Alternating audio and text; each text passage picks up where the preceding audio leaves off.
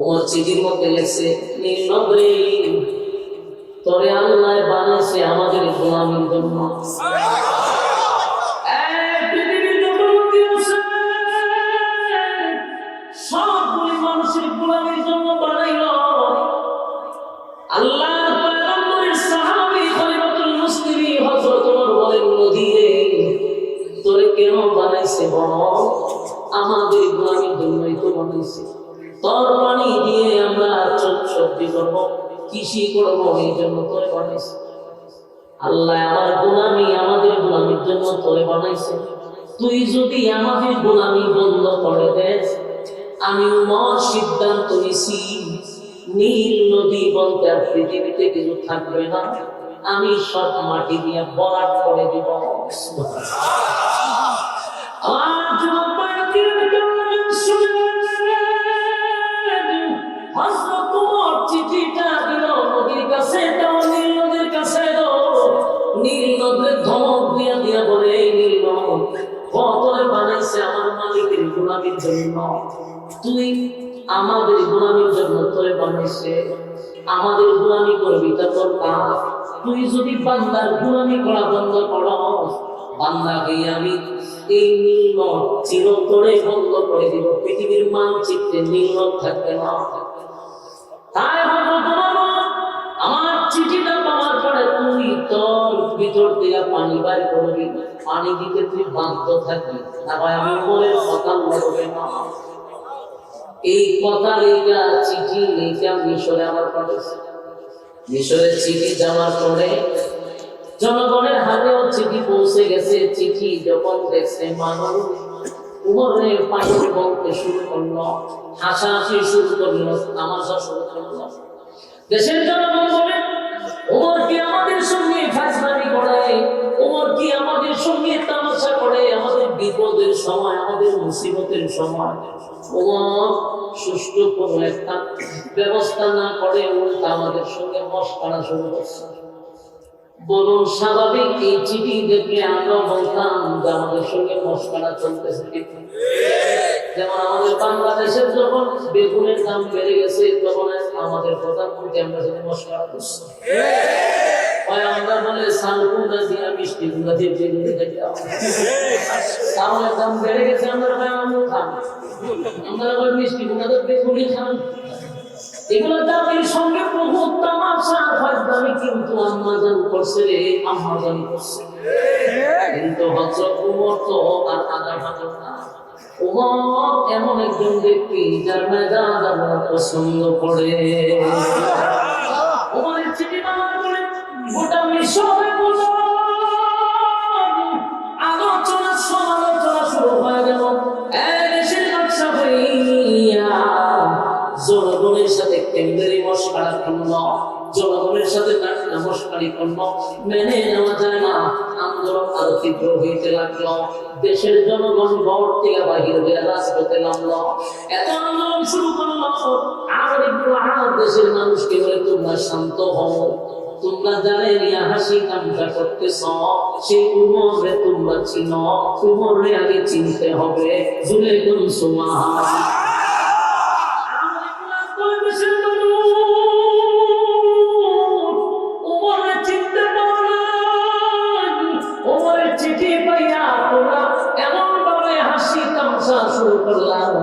আমার বক্তব্য হলো, আগে তোমরা উমরের চিনো, তারপরে উমরের ব্যাপারে কথা বলো।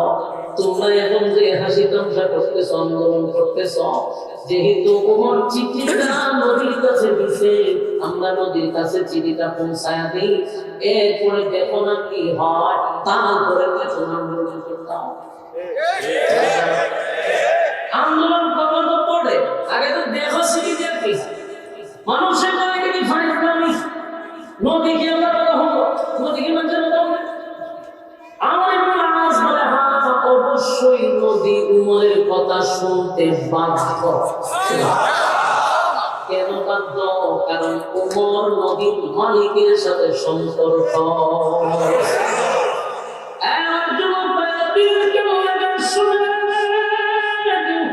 আপনি যদি মালিকের সঙ্গে সম্পর্ক করেন তাহলে এই পৃথিবীর সমস্ত মাখলুকাত আপনার গোলামি করতে বাধ্য।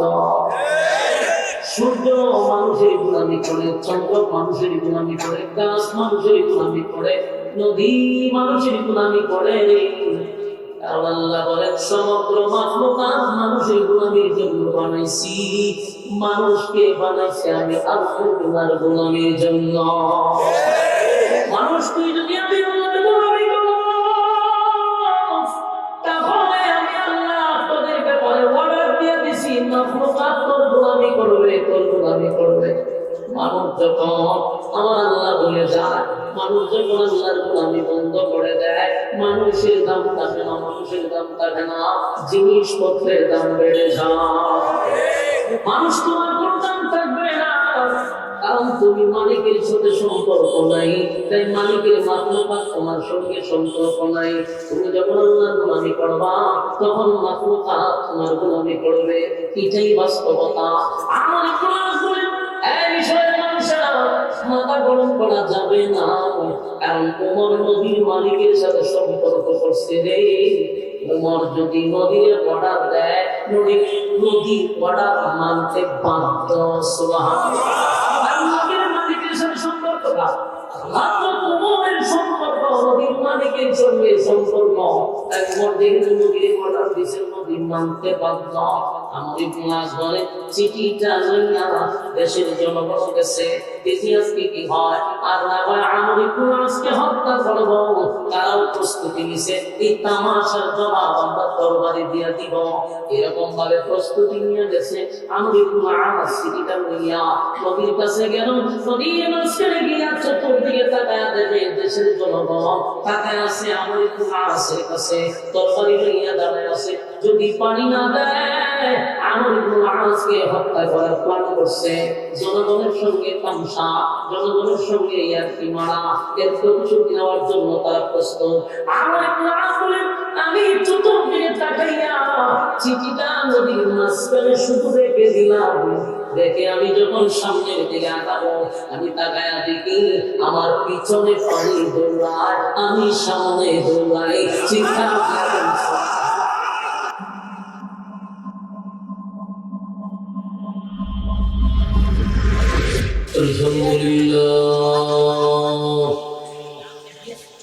الحمد لله الأكرم الذي خلق الإنسان وكرم وعلمه من البيان ما لم يعلم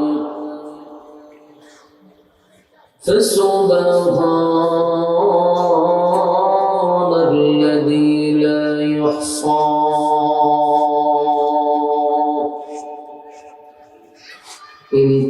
امتداده باللسان ولا بالقلم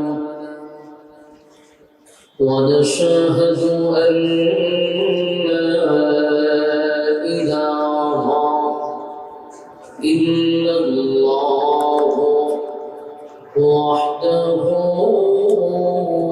لا شريك له وأشهد أن سيدنا وسندنا وحبيبنا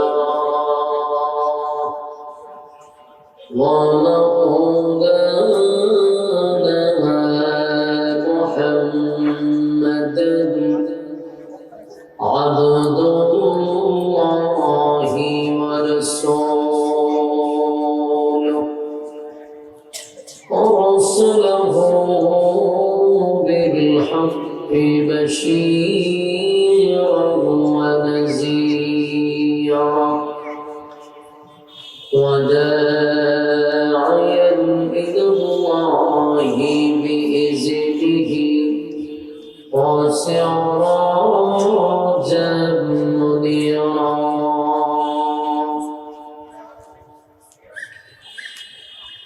أما بعد فأعوذ بالله من الشيطان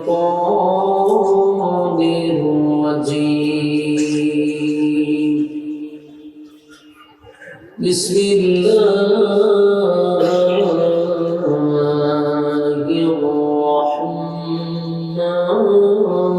الرحيم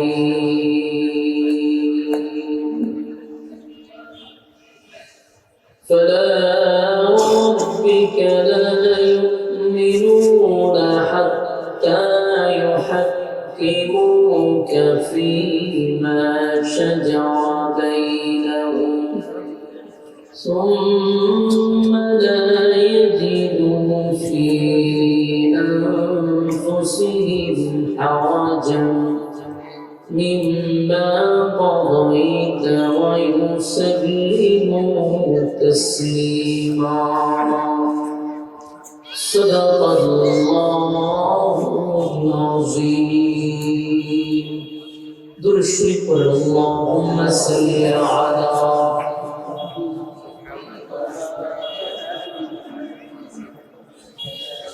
كما صليت على إبراهيم وعلى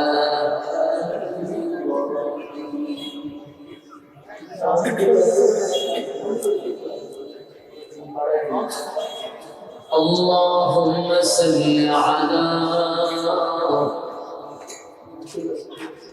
محمد وعلى آل محمد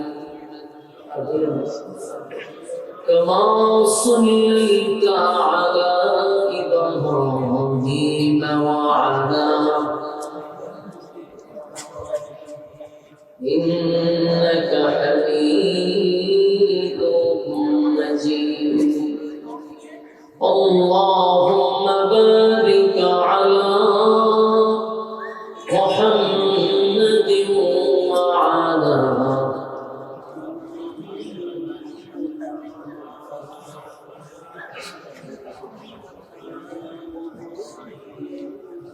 إنك حميد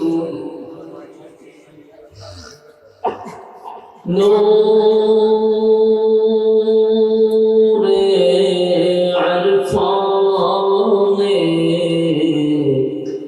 محبت دل میں بر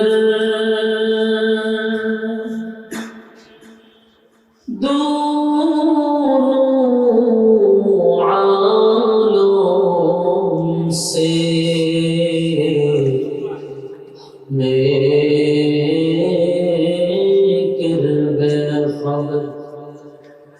جلل تو نے دی ہے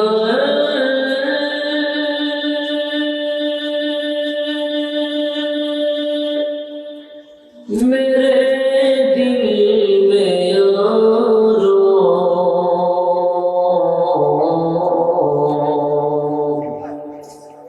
جلن کی دوا اب پھیلا دے خدایا ساری دنیا طے کیا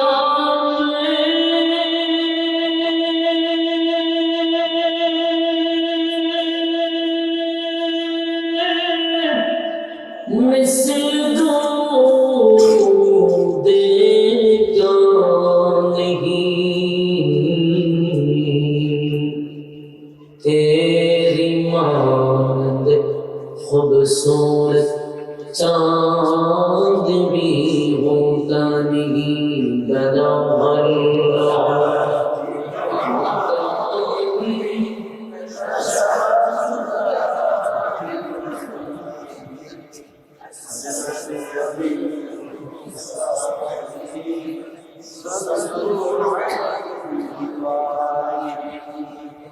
ذکر وطن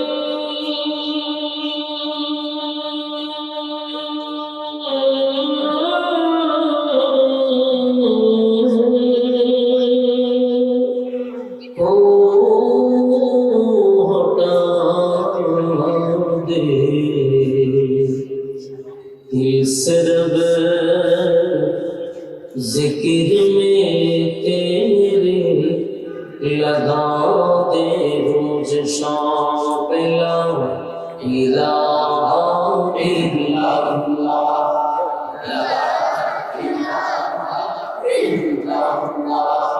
لا إله إلا الله لا إله إلا الله لا إله إلا الله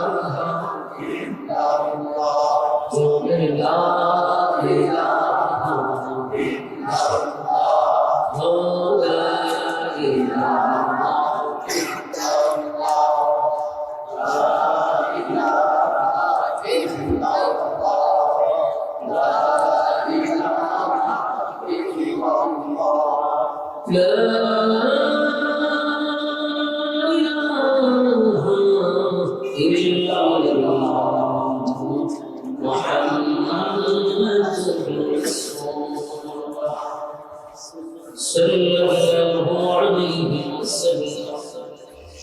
আলহামদুলিল্লাহ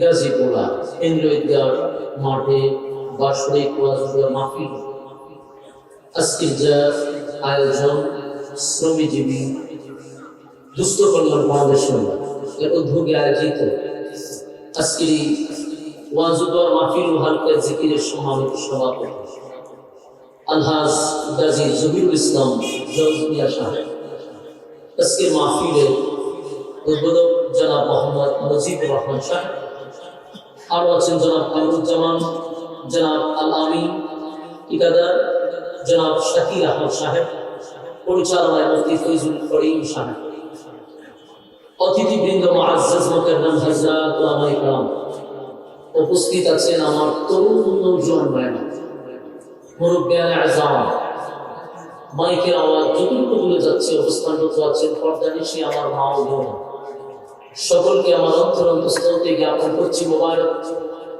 সকল শুকরিয়া মাহসুহান মহিয়ান বলিয়ান সর্বশক্তিমান আল্লাহ পাকের জন্য যিনি অসংখ্য মানুষের মাঝখান থেকে যাচাই বাছাই করে নির্বাচিত করে পছন্দ করে মহব্বত করে ভালোবেসে সুস্থ অবস্থা দ্বীনি এক মজলিসে আলেমদের সহবতে আশা বসা তৌফিক রব্বুল কারীম করে দিয়েছেন শুকরিয়া আদায় করছি আবারত চিত্তে হৃদয়ের আবেগ অনুভূতি উদ্ধার করে সমবেত কণ্ঠে উচ্চ আওয়াজে বলি আলহামদুলিল্লাহ আলহামদুলিল্লাহ কোটি দুরূদ এবং সালাম আল্লাহর সৃষ্টির প্রধান আকর্ষণ জনাব মুহাম্মদুর রাসূলুল্লাহ সাল্লাল্লাহু আলাইহি ওয়াসাল্লাম সম্মানিত সুধী অসংখ্য যুবক তরুণ জোয়ান ভাইরা রাস্তায় দাঁড়িয়ে আছেন এই সাইডে খালি আছে আপনারা যদি দাঁড়িয়ে কষ্ট না করেন বসে যান আরেকটা বাড়ি ঢোকার সুযোগ পাবেন মেইন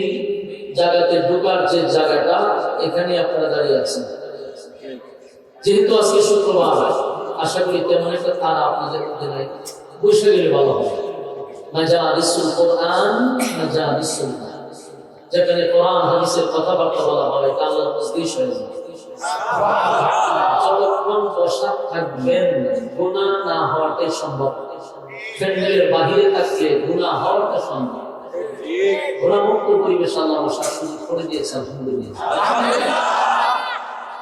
আল্লাহ রাসূল বলেন নাযালাত আলাইহিমুস সাকিনাহ উপর থেকে সাকিনা রহমত নাযিল হবে যদি আপনারা এখানে বসে দ্বীনি কথা শুনেন এজন্য প্যান্ডেলের বাহিরে রাস্তাঘাটে দোকান পাটে অনর্থক কারণে নিষ্প্রয়োজনে যে নওজোয়ান ভাইরা দীর্ঘ সময় আপনাদের দোকান পাটে আড্ডা চলছে গল্প চলছে একেবারে মাহফিলের শেষ অধিবেশনে দোয়ার আগ মুহূর্তে আপনারা যদি এখনো ব্যস্ততা দেখে ফিরে না আসতে পারেন এটা অত্যন্ত দুর্ভাগ্য দুঃখজনক কারণ তোমার একটা দ্বীনি মজলিস আপনার পাশেই প্রতিদিন এটা কি হবে বছরে একবার বছরে একটি দিন আপনাকে সমস্ত ব্যস্ততা পিছনে রেখে চলে আসা উচিত জীবনের শেষ মাহফিল হতে পারে এজন্য বেঁচে যদি থাকি আগামী কাল পর্যন্ত যদি হায়াত পাই তাহলে গল্প করার সুযোগ আছে আড্ডা মারার সুযোগ আছে দোকানপাটে অনর্থক সময় নষ্ট করার সুযোগ আছে কিন্তু বেঁচে থাকলেও আগামী কালকে মাহফিলটা পাবে না তাহলে উচিত এখানে একটু সময় রাখা হবিগঞ্জ থেকে আমি আসছি আর আপনারা আশেপাশের থেকে আসছেন আমি এত দূর থেকে আসতে পারছি, আপনারা আশেপাশে কেউ যদি বসে যান তাহলে আমার কথা বলার আগ্রহ উৎসাহ তৈরি হবে ইনশাআল্লাহ। আর এই মাঠের জন্য আমি কিন্তু নতুন না, গত বছর আসছিলাম, এই বছরও দুস্থ কল্যাণ ফাউন্ডেশন আমাকে আবার দাওয়াত দিচ্ছে। এটা ভালোবাসার থেকে দিচ্ছে। এক বক্তা আরেকবার আসা মানে তার মানে ভালোবাসা, আবার দাওয়াত দিচ্ছে। হবিগঞ্জ গিয়ে আমার কাছে প্রোগ্রাম হচ্ছে, বহু কষ্ট করছে তারা, শ্রমজীবী, কাজ করে খায়, সাদাবাজি করে না, টেন্ডারবাজি করে না, দুর্নীতি করে না, হালাল টাকা দিয়ে একটা সংগঠন করে আপনাদেরকে দিনের কথা শোনানোর জন্য একটা সুন্দর ব্যবস্থাপনা করে দিচ্ছে। বহুত বলে কিয়ামত, এই সংগঠনটা যেন কিয়ামত পর্যন্ত আল্লাহ কবুল করে। আমিন। সংগঠনের প্রত্যেকটা সদস্যকে আল্লাহ দিনের রাস্তার জন্য কবুল করে। আমিন। আমি বিনয়ের সাথে বলবো, যারা রাস্তাঘাটে আছেন, অসংখ্য মানুষ একেবারে বেহুদা অনর্থক সময় নষ্ট করছে।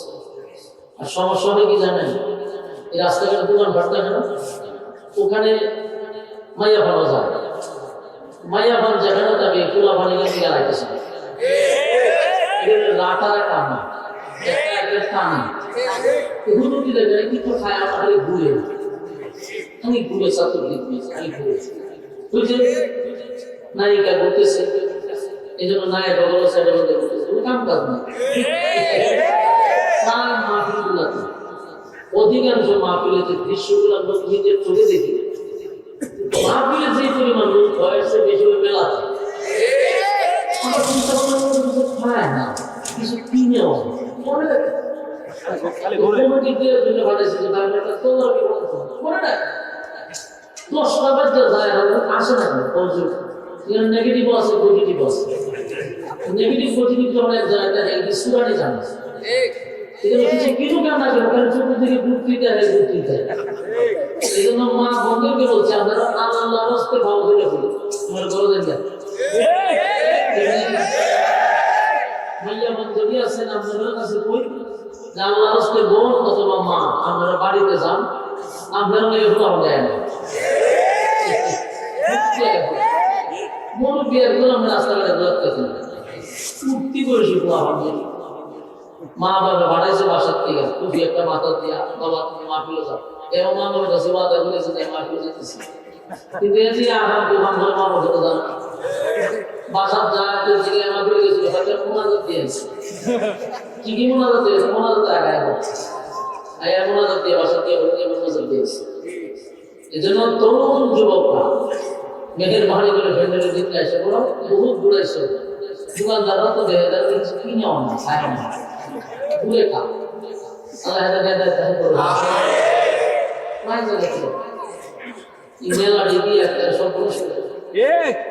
সম্মানিত সুধী, কোরআন মহাগ্রন্থ আল কোরআন ১,৫০০ বছর আগে আমরা নাযিল করছি। এতটা বছর হয়ে গেছে, এখনো কোরআন আছে কিয়ামত পর্যন্ত। কোরআনের সবচেয়ে বড় মুআজিজা কি জানেন? মুআজিজা হলো এটা শুনলে পড়ে মুমিন বান্দা বান্দি ঠিক থাকতে পারে যদি তার ঈমানি জজবা ভিতরে থাকে। জজবা যদি থাকে তাহলে কোরআনের শব্দ শোনার পরে সে আর থাকতে পারে, অটোমেটিকলি গতির দিকে বেরিয়ে আসবে। কিন্তু যদি জজবা না থাকে, যতই এর কানের মধ্যে কোরআন তেলাওয়াত করেন, আমার দোকানের মতো তেলাওয়াত করতেছে না, বেরিয়ে যাচ্ছে। তো এক নম্বর হলো জজবা থাকতে হবে। আমি এক্সাম্পল প্রায় সময় একটা বিষয়টা দিই সহজে বোঝার জন্য, যে সাপুরিয়ারা যখন সাপ ধরলে বাঁশি বাজায়, এরা জিজ্ঞাসা করতে বাঁশিটা বাজাস কেন, তখন কয় যেটা বাজাইলে পড়ে গর্তে কোনো বিষাক্ত সাপ থাকে না, যে সুর শুনলে মাথা হয়ে যায়, তখন গর্তের দিকে বেরিয়ে আসে, এই জন্য বাঁশি বাজাইতে থাকে। আপনাদের এই গাজীপুরা মনে করে সাপুরিয়া আসছে, এসে গর্তের কাছেই বইটা বাঁশি বাজাইতেছে, জনমের বাঁশি বাজাইছে। এক পর্যায়ে বেচারা ক্লান্ত হয়েছে, কিন্তু সাপ তো আর বাহির হয় ঘটনা দিয়ে সাপ বাহির হয় না কেন, কাগের শুনে কুদালে ফেলেছে, গর্ত খনন করছে, ওইটা ভিতরে গিয়ে দেখে দুইটা আছে কিন্তু সুপ করে বলেছে নরেও কোন কাপড়িয়া বাইরে কেমন পর্যন্ত দুটি বাসি বাজার এই দুই সাপ্তাহ করার সম্ভব মানুষের দিকে বড় লাগে তখন বড় হইল একটা দুরা আর একটা মেটা দুরা দুরার বাড়িতে দুরারে তো তিন বাজি বাসা তিন বাজি তো কি বাজার তাই বিষ নাই আসলে কাজ করে না এদের শুনে ঠিক কোরআনের আওয়াজ শুনলে মুমিন যারা ইমানের জজ্বা আছে এরা এই ঘরের ভিতরে থাকবে কিছু মানুষ কোরআন শুনে লোরেও কোরআন শুনে ঠিক লোরেও না তোরা যাবে না মাইটা দূরের মতো লোরেও আর শুনলে কাজ করে না কথা বলতে কোরআনের আওয়াজ শুনে শুনলে কাজ করে না সব শরীরের পার্টস যা আছে জড়িয়ে দিচ্ছে এই জন্য ইমানের জজবা শরীরে তৈরি করা দরকার আমি মনে করি যারা আসছে অনেকে দাঁড়ায় রয়েছে আমি মনে করি আপনাদের ইমানের জজবা আছে আল্লাহ আপনাদের জজবা আরো বাড়ায় দেবো আমি রাস্তাঘাটে দোকান ঘরে যারা আছে অনেকে আসতেছে আল্লাহ তাদেরকে দিনের খাদেম দিনের জন্য কবুল করা আমি আপনারা যারা করছেন প্রত্যেকটা মানুষের সাথে শয়তান আছে আমাদের আছে বাস্তব না বাস্তব আমার সাথে বেশি আছে হুজুরের সাথে একটু বেশি থাকে কারণ এরা এক দুজনের জন্য খাবার করতে পারে এদিও তো ত্রুটি আবার হাতে বলে দেওয়া তুমি জুড়ে জুড়ে কেন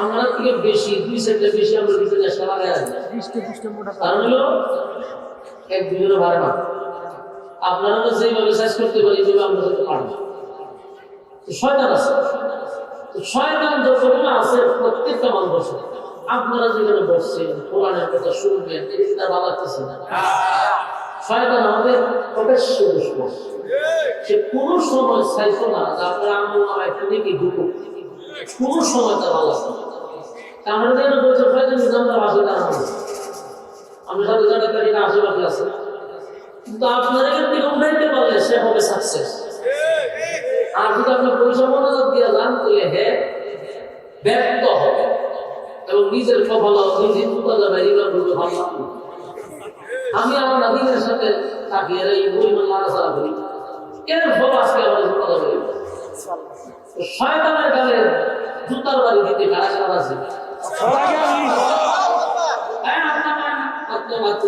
আটটা ক্লিয়ার করে আদা করে আপনার মুনাজাত পর্যন্ত আসি ইনশাআল্লাহ কতক্ষণ পর্যন্ত থাকবো ইনশাআল্লাহ ওয়াদা জায়গা মতো শেষ করে গেছে ওয়াদা বরখেলাপ করে মুনাফিকের হাসনা যে পূর্ব সুবাদ দেওয়া শুরু করবে মুনাফিক যায়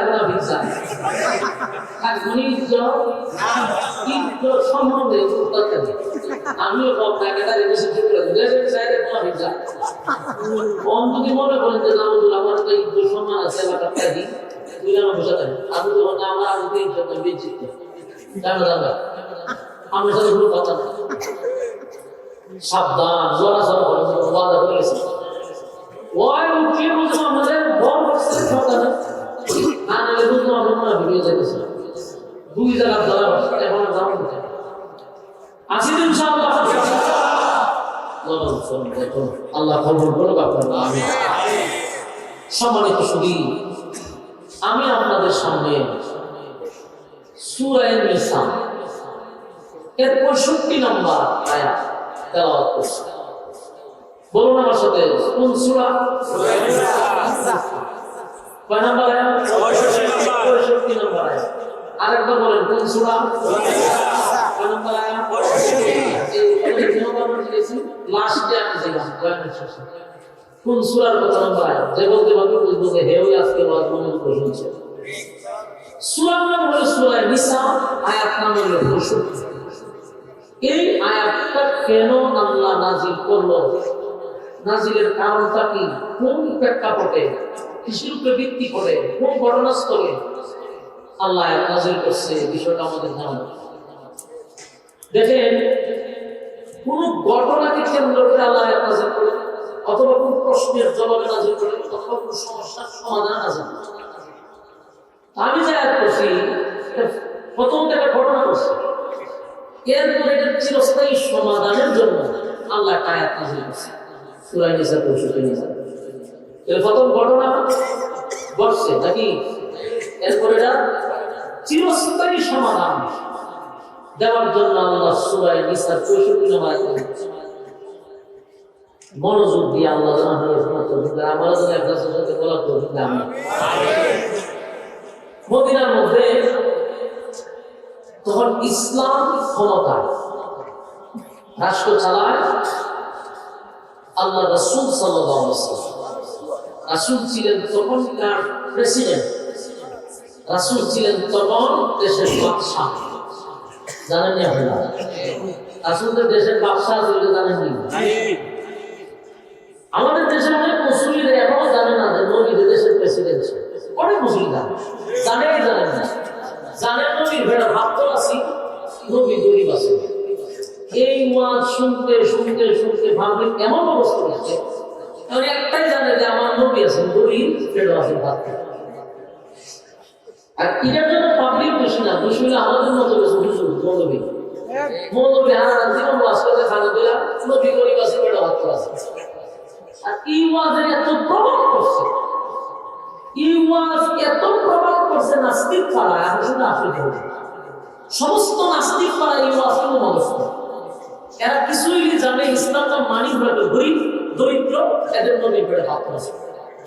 এই ওয়াজে রীতিমতো খাওয়াইছে, ইচ্ছা মতো ভাবছে খাওয়াইছেও নাস্তিক পাড়া ওই ওয়াজটা গ্রহণ শুদ্ধ করে করছে। এই জন্য এর প্রভাব কি করছে আপনার মনোযোগ, এই ওয়াজের কি পরিমাণ প্রভাব করছে। 2024 সাল এখন যদি কোনো আলেম আইসা রাজনীতি করতে চায়, তখন সুশীল সমাজ নাস্তিকরা স্লোগান দেওয়ার পর হুজুররা থাকবে মসজিদে, হুজুররা থাকবে মাদ্রাসা, হুজুররা থাকবে জানাজার নাটক, হুজুররা থাকবে কেউ মারা গেলে কোরআন শিক্ষা করা, হুজুর বেড়ে রাজনীতি করতাম। কেন আমি একটাই কথা বুঝাইতেছি, এই যে কথাটা তারা প্রায় সময় বলে আলেমরা দেখতে হবে রাজনীতি করতে হবে, রাজনীতি করতে হবে। এই কথা কেন বলে? কারণ এরকম ধারণা হলো ইসলাম করে তুমি বেড়া আছে ভাবত এরা মসজিদ রাজনীতি করতে হবে। এই মাঝের প্রভাব কি পরিমাণ বসে বুঝতেছে না। অথচ মৌলবী যদি ভাষা এইভাবে দাঁড়াভাবে না করতো, কারণ মৌলবী করছে প্রথম পৃষ্ঠা, দ্বিতীয় পৃষ্ঠায় আল্লাহ বলেন আপনাকে আমি ধনী বানাইছি। আপনি গরিব ছিলেন, আপনাকে আমি ধনী বানাইছি। আমার প্রশ্ন হলো, নবী গরিব ছিল, এটা তো আগের পৃষ্ঠা। পরের পৃষ্ঠার জন্য বিধাতা ধনী বানাই নির্বাচ করতে হবে। 3 মাস আপনি কেন অবস্থা করাস না, কেন বেড়ে ঢুকাস না, কেন সারাটা জীবন বাস করে গিয়ে বেড়ে থাকতে হবে। পরের পৃষ্ঠা আল্লাহ ধনী বানাইছে। এগুলার দ্বারা ইসলামকে খাটো করা, ইসলাম তার নাস্তিকদের কাছে মানে হাসির পাত্র বানানো হয়। আমার ইসলাম শুধু গরিব নয়, নবী ছিলেন গরিব, আল্লাহ আপনাকে ধনী বানিয়ে কেমন ধনী, দেশের বাদশা বানাইছি। আমার নবী ছিল দেশের প্রেসিডেন্ট। এই মাঝে বেশি বেশি করে করা দরকার। এই মাছ না মানে বেড়ে ভাত করে বাস, আর এমন খাওয়ানি হয় সমাজে। আমার নবী প্রেসিডেন্সি বলে বিষয়গুলো রয়েছে। এই জন্য আমার আগে পিছিয়ে জানতে হবে, স্টাডি করতে হবে। 24 সালে আলেমরা ওয়াজ করতে গেলে রাজনীতি করতে হলে রাজনীতি হয় সত্যি। এখন এরা যে মন রাখবে কিনা, আমার তো মাঝে মধ্যে মনে হয় খানসা পৌঁছে দিয়ে বন্যা আধা কথা বলে না, বোঝানি দরকার। আমাদেরকে বলো, আলেমদেরকে বলো, রাজনীতি কোথায় পেয়েছে? আমার প্রশ্ন হলো, রাজনীতি তোরা পেয়েছে? আমরা তো রাজনীতি পাইছি, আমার নবী ছিল দেশের প্রেসিডেন্ট, আমরা নবীর থেকে রাজনীতি শিখছি। আমার নবী ছিল দেশের প্রেসিডেন্ট, হযরত আবু বকর ছিল দেশের প্রেসিডেন্ট, হযরত উমর ছিল দেশের প্রেসিডেন্ট, হযরত উসমান ছিল দেশের প্রেসিডেন্ট, হযরত আলী ছিল দেশের প্রেসিডেন্ট। আপনারা বলা সহ্য করুন না, আধা ঘন্টা বেশি কম হয়েছে একটু বাড়াই দিন।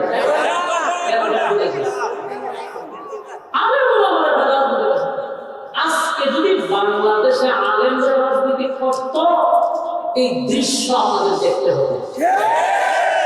আলেমরা রাজনীতি থাকলে দেশের টাকা বিদেশে পাচার হতো না, দেশে লুটপাট হতো না, এমন পাড়ায় বাড়ি হতো না, এই দেশে গুম, খুন, ধর্ষণ, নারী কেলেঙ্কারি, চাঁদাবাজি, টেন্ডারবাজি হইতো না। হয় কেন? অযোগ্যকে যোগ্যতার স্থানে বসানো হয়। রাজনীতি করে না, রাজনীতি তো হবে কি? আর এই রাজনীতি হয়েছে কি? দুর্নীতি করা রাজনীতি, দেশের টাকা বাহিরে বাজার করা হয়েছে তো, দর্শনের মানে পিএইচডি করা, দর্শনের সেঞ্চুরি করা হয়েছে। এই জন্য ইসলাম ক্ষমতায় আসলে টেন্ডারবাদী, চাঁদাবাদী থাকবে। দুষ্ট আমরা না, আপনাদের এই যে এরা বলতে অনেক বসে বসে না, আমাদের এখানকার কি নৌকাটা করতে হবে, জ্ঞানবতী ফেলাসিটা হতো, এত মনে মনে যায় আমরা বসে বসে এখানকার প্রতিটি মনে করেন আগামীতে যদি দাঁড়ায়, সাধারণত সেনাবাহিনীতে যদি দাঁড়ায়, ঠিক আপনাদের মতো মুসলিমরা এই মশলা বুঝি আপনারা গরম দাঁত দিব, গরম তরকারি দিব, খাওয়ানোর পরে বড়টা হবে সামনে দাঁড়িয়ে না। মানে রাজনীতি বুঝে না, এটা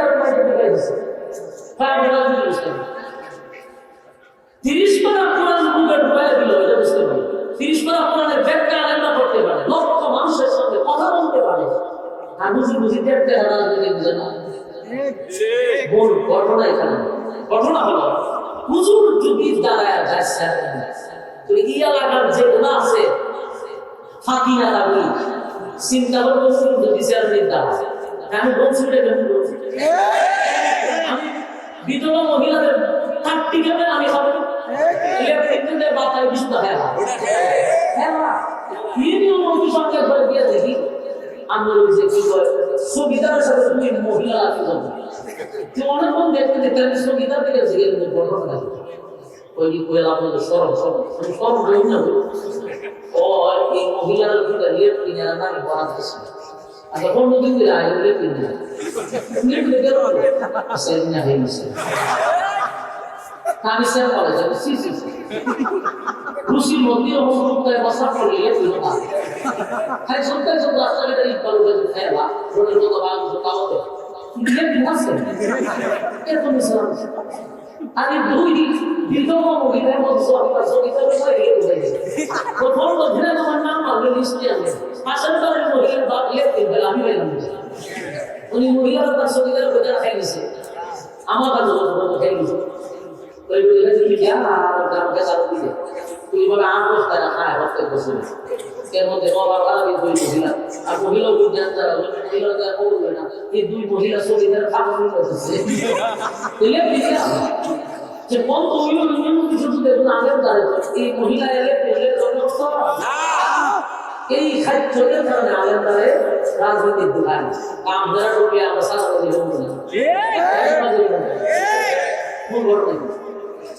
আপনাদের কাছে বলি বিবেকের কাছে প্রশ্ন রাখি বহু বাংলাদেশ দেখছেন এবার ইসলামের বাংলাদেশের জন্য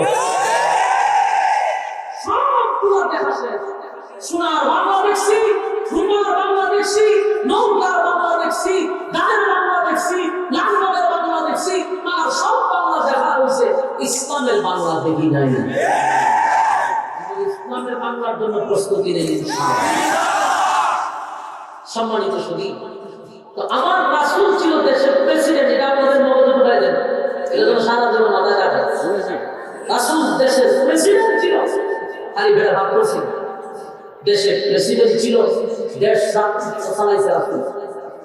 তখন কার কথা এক ইহুদি ব্যক্তি আর এক নামদারি দুব্বাওয়ালা দাবিওয়ালা পাঞ্জাবিওয়ালা মুসলমান, দেখতে মাশাআল্লাহ একটা মক্কার ইমাম, কিন্তু শয়তানের পুরা হারা জীব কিরকম একটা এরকদারি লোক এ আয়া বেঁচেছে দুই ব্যক্তি ইয়াহুদি আর নাম মুসলমান ব্যক্তিরা দুইজনে এমন ঝগড়া লাগছে যে একটা পণ্য নিয়ে বোতল লই বলে একজনের টাকা আমার একজনের দুটো আমার আমার বলে কি গর্ব আছে সকালবেলা একজন বাজারে যায় আর দেখছে দুজনে কি ঝগড়া বিকালে বলে ভাই সারাদিন ঝগড়া করলে বিচারটা শেষ হয়ে যায় আপনারা একটা কাজ করে মাল একটা দাবি হলো দুজনে এটা শেষ হতে মারা হবে আমরা একজন বিচারকের শরণাপন্ন হন বিচারকের যে রায় দিব মান্না বাঞ্চা দুই বড় যখন কথা করছি আর দিন ঝগড়া করা কেউ তো নিতে পারলাম না বিচার তো করা দরকার ইয়াহুদি ব্যক্তি এটা বলল যে ভাই বিচার যে করতি বিচারককে মুসলমান ব্যক্তির দায়িত্ব দিচ্ছে তুই বিচারকের মাধ্যমে বিচার করাই না এই চিন্তা করছে আমি যে মুসলমান বিচারটা যদি নবীর কাছে নিয়ে যায় তাই ঠিক আছে চল আমরা নবীর কাছে বিচার নিয়ে যাই ইয়াহুদি রাজি দুইজন আসলের সামনে গিয়ে সকাল থেকে বিকাল করেছে এখন সমাধান হয়েছে কি সমাধান মাল এটা আমার ইয়াহুদি বলে ইয়াহুদি বা নাও এটা আসলে আমার হ্যাঁ বলে দেয় তাহলে বুঝতে পারছি এটা তো এইভাবে হইতো না এর একটা সুষ্ঠু তদন্ত নেওয়া দরকার তদন্তের মাধ্যমে জানতে পারবো আসলে মাল না এটা তার সাধারণ বিচার হইতো না বাংলাদেশের 16 বছর যে বিচার বলে সম্ভব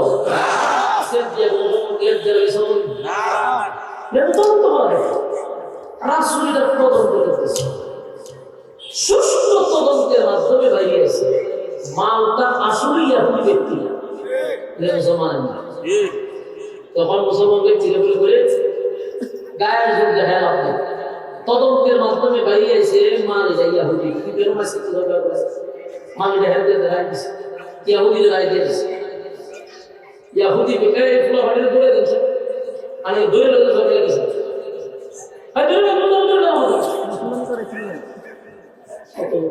আবার ইয়াদা দুই লোক বড় টাইম দিয়েছে জাতা দিতে গেছে হ্যাঁ কথা না কথা না ধরো দেখি স্যার এই কই দুই লোক বড় ধরে দেন কেউ নাই একটা মানুষ মনোযোগ নষ্ট হয় একটা জ্ঞানের কথা বলা হবে আচ্ছা এই যে এখন শুনেন রায় দিছে পারে ইয়াহুদি বাড়ি চলে গেছে রাস্তার মধ্যে পাগল নাকি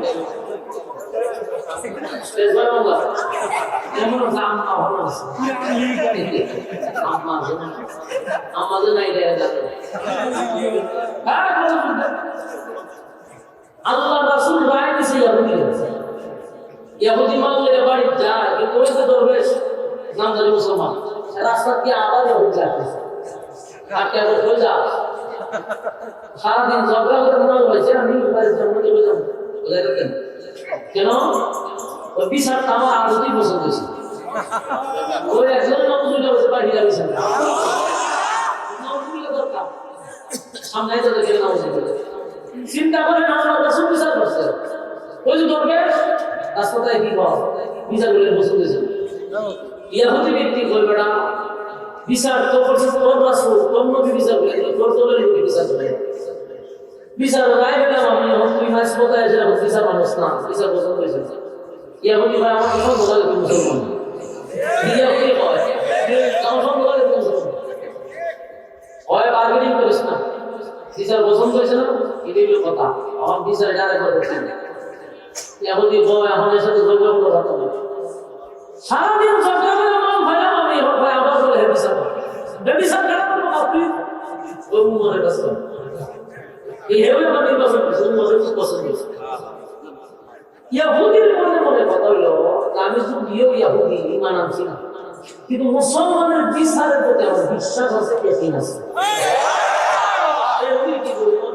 মুসলমানের বিচারটা কি সঠিক সঠিক উৎক্রান্ত শরীরে আমি ঠিক আছে চলে গেছে গিয়া দেখা হজরত কমজোর আমরা একটা বিচার হয়ে গেছিলাম তোমার কি বিচার কমজোর মা না তোর মা কিন্তু ইয়াহুদি ব্যক্তি শুনবি আমাদের মামলে যাবে মুসলমান ব্যক্তিরা যখন কথা বলছে ইয়াহুদি ব্যক্তি কমজোর বিচারের লেগে দাম চালা আছে, বিচারটা তো আপনি করবেন, আমার একটা কথা আছে। আপনি যে বিচারটা করবেন এটা সানি বিচার, এর আগে বিচার করছে আপনার নবী মুহাম্মদুর রাসূলুল্লাহ। আপনার নবী বিচার করে রায় আমাদের দিচ্ছে। আপনারা মুসলমান ব্যক্তিরা রাস্তাতে সন্ত্রাসী কায়দায় আপনার বিচার করছেন না, আপনার কাছে আমার বিচার হয়ে আছে। যখন আমি বুঝতে বিচার করেন প্রথম বিচার না, এটা দ্বিতীয় বিচার। মুসলমান ব্যক্তিরা ঘটনা সত্য, ঘটনা সত্য, ঘটনা সত্যি রাসূলকে বিচার করে দিচ্ছে, রায় দিচ্ছে হেরে। তুই হন আমার কাছে বিচার করে সত্য, ওই বিচারটা পছন্দ হয়েছে।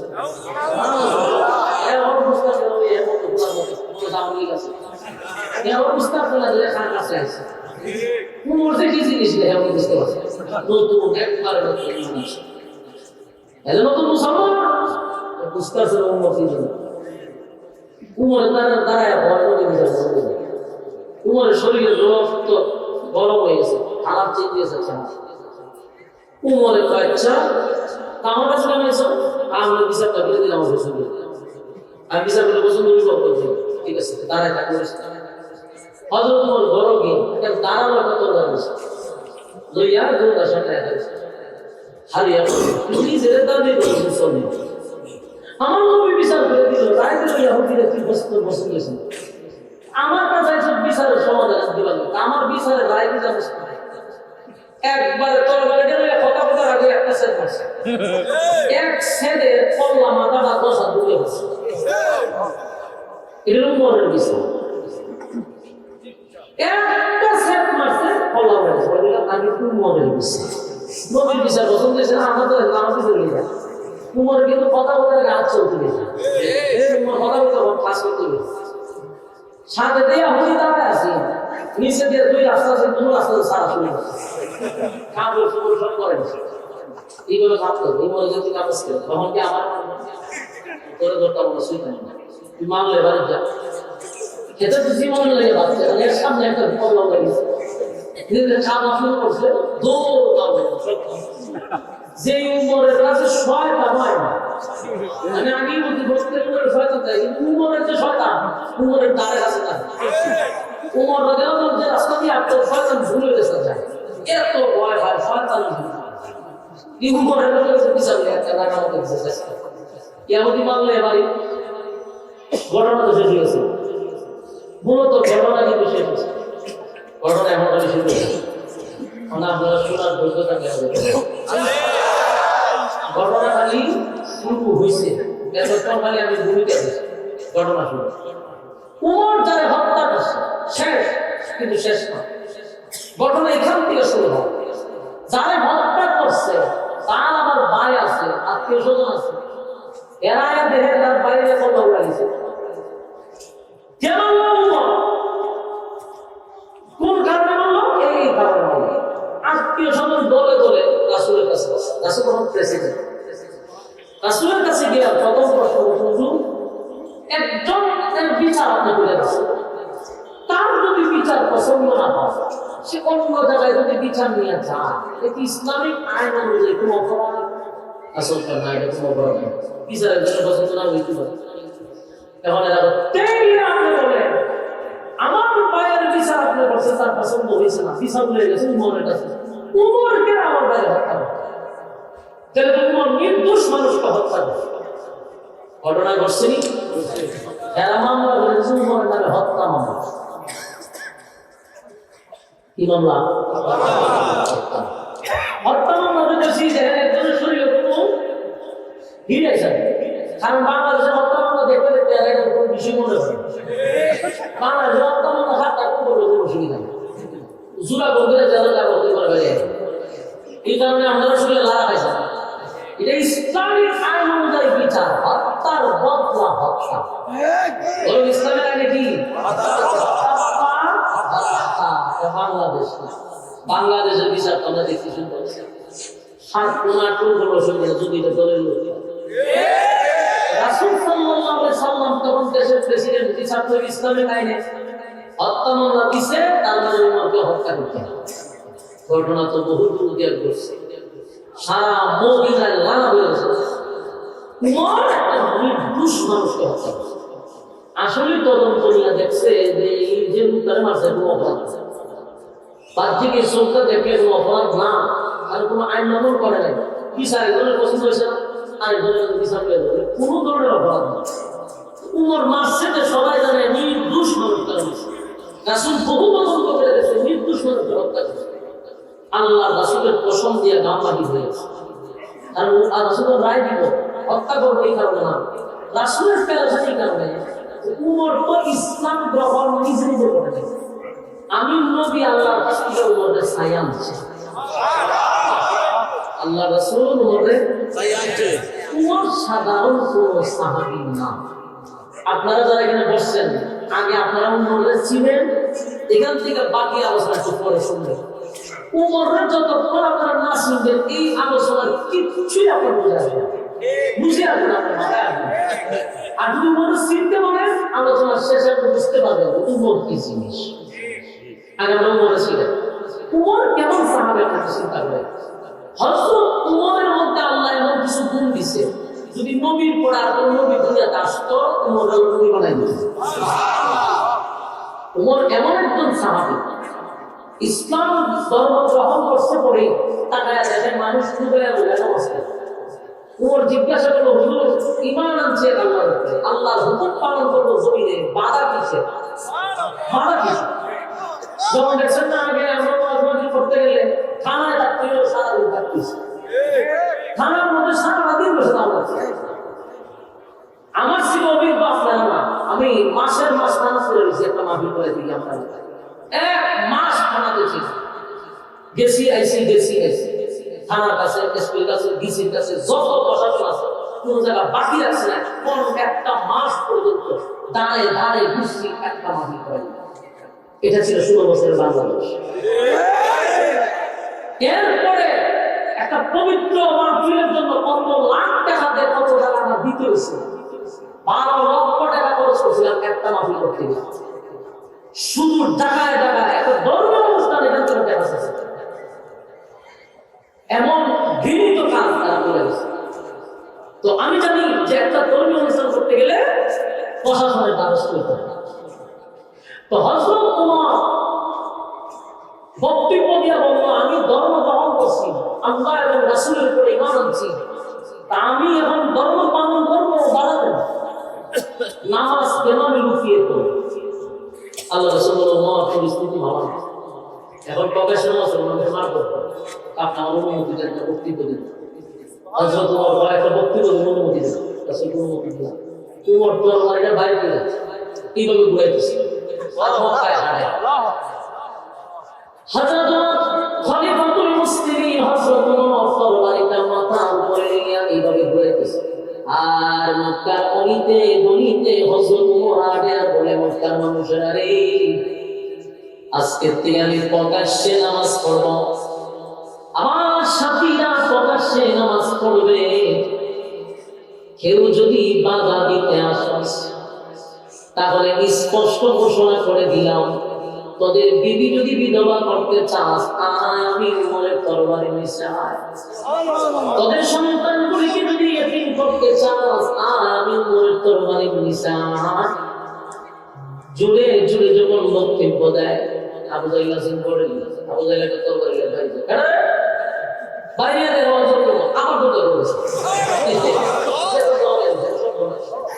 উমর আবু জাহেল ধরে, উমর যখন তরবারি লইয়া ধরে, আবু জাহেলের ক্ষমতা নাই উমরের সামনে দাঁড়াইয়া কথা বলা। সেই উমর ঘোষণা দিছে, নামাজ প্রকাশ্যে শুরু হবে। সেদিন থেকে নামাজ মক্কাতে প্রকাশ্যে শুরু হয়েছে। জোরে এখন সুবহানাল্লাহ। আমি শুধু আপনাদেরকে একটা পয়েন্ট বলবো, আর আপনারা শুধু উমরকে চিনবেন, উমরকে চিনবেন, তারপরে সামনে আলোচনা করতে আমার সুবিধা হবে। উমর সাধারণ কোন সাহাবী না। আমি একটা ঘটনা করছি, উমর যে কেমন একজন সাহাবী ছিল আপনারা শুনে আশ্চর্য হবেন। উমর যখন দেশের রাষ্ট্রনায়ক ছিল, উমর দেশের কি ছিল? প্রেসিডেন্ট ছিল, সাধারণ প্রেসিডেন্ট। উমর 50টা রাষ্ট্রের প্রেসিডেন্ট ছিল। 50টা রাষ্ট্র মানে অর্ধ পৃথিবী। যেমন আমেরিকা একটা রাষ্ট্র,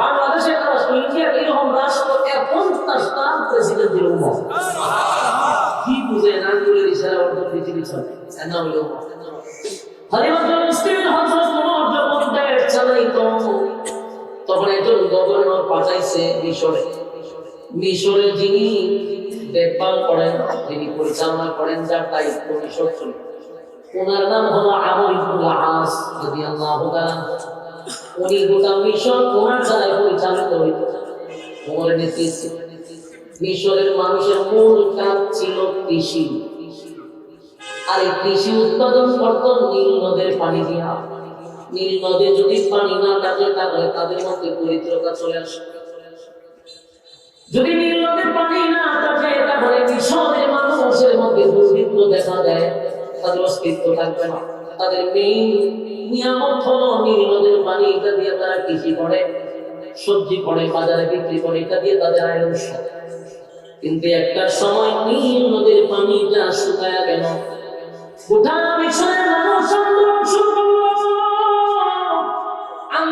শুরু করছে মিশরে নীল নদের পানি নাই তাহলে আমরা এখন কৃষি করবো কিভাবে আমরা সবজি করবো কিভাবে আমাদের মধ্যে দুর্ভিক্ষ চলে আসবে তৎকালীন সময়ের গভর্নর আমর ইবনুল আস রাদিয়াল্লাহু তাআলা তখন উনি ছিলেন দৌড়াইয়া মিশরের মানুষ চতুর্দিকে মানুষ বন্দরের মতো মানুষকে ঘেরাও করছে ওনার অফিস যখন ঘেরাও করছে আমর ইবনুল আস থেকে বাহির হইয়া বলে কেন তোমরা আমার অফিস চতুর্দিক দিয়ে ঘেরাও করছে আমাদের একটাই বক্তব্য মিশরের নীল নদে যদি পানি না থাকে তাহলে এই দেশে দুর্ভিক্ষ শুরু হবে আপনি যেহেতু মিশরের দায়িত্বে আছেন আপনার বাদশাকে খবর দেন যেভাবে হোক যেমনি হোক রাষ্ট্রীয়ভাবে আমাদের কৃষির জন্য পানির ব্যবস্থা যেন করে দেয় আর না হয় আপনার অফিস আমরা ঘেরাও করলাম এমন ভয়াবহ পরিস্থিতি শুরু হয়ে গেল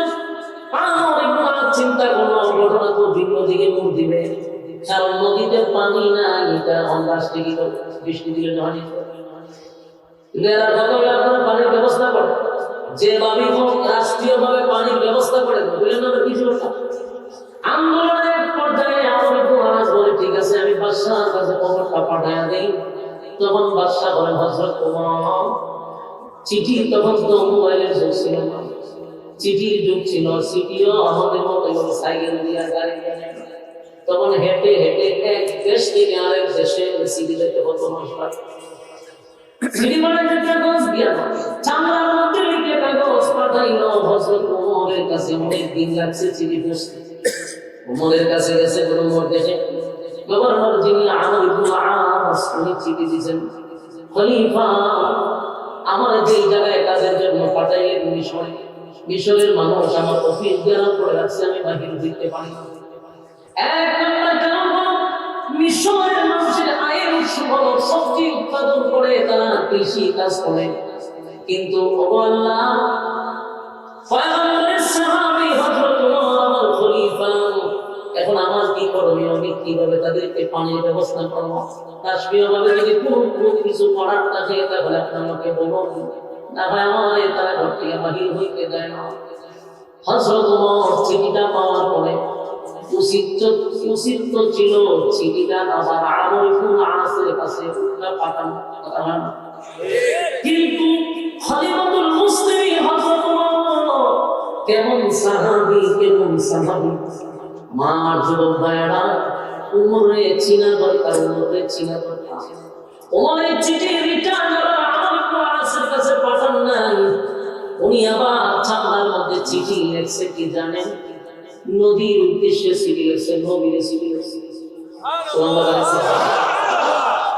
চিঠিটা লেখার দরকার ছিল আমর ইবনুল আসের কাছে কিন্তু না এই চিঠি লিখছে উনি নবীর কাছে ওমর চিঠির মধ্যে লিখছে নীল নদী তোরে আল্লাহ বানাইছে আমাদের গোলামীর জন্য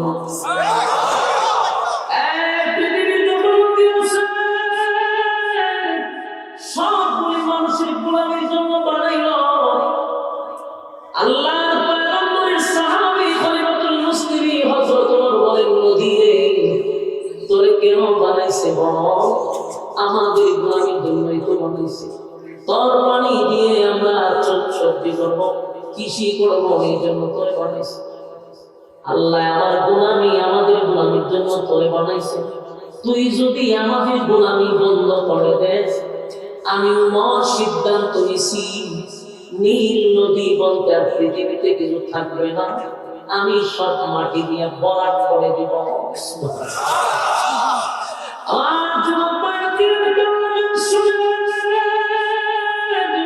হযরত ওমর চিঠিটা দিল নদীর কাছে, দাও নীল নদীর কাছে দাও।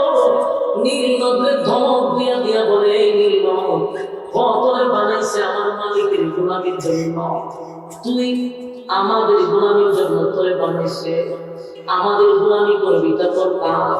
তুই যদি বান্দার গোলামি করা বন্ধ করস, বান্দাকে আমি এই নীল নদ চিরতরে বন্ধ করে দিব, পৃথিবীর মানচিত্রে নীল নদ থাকবে না।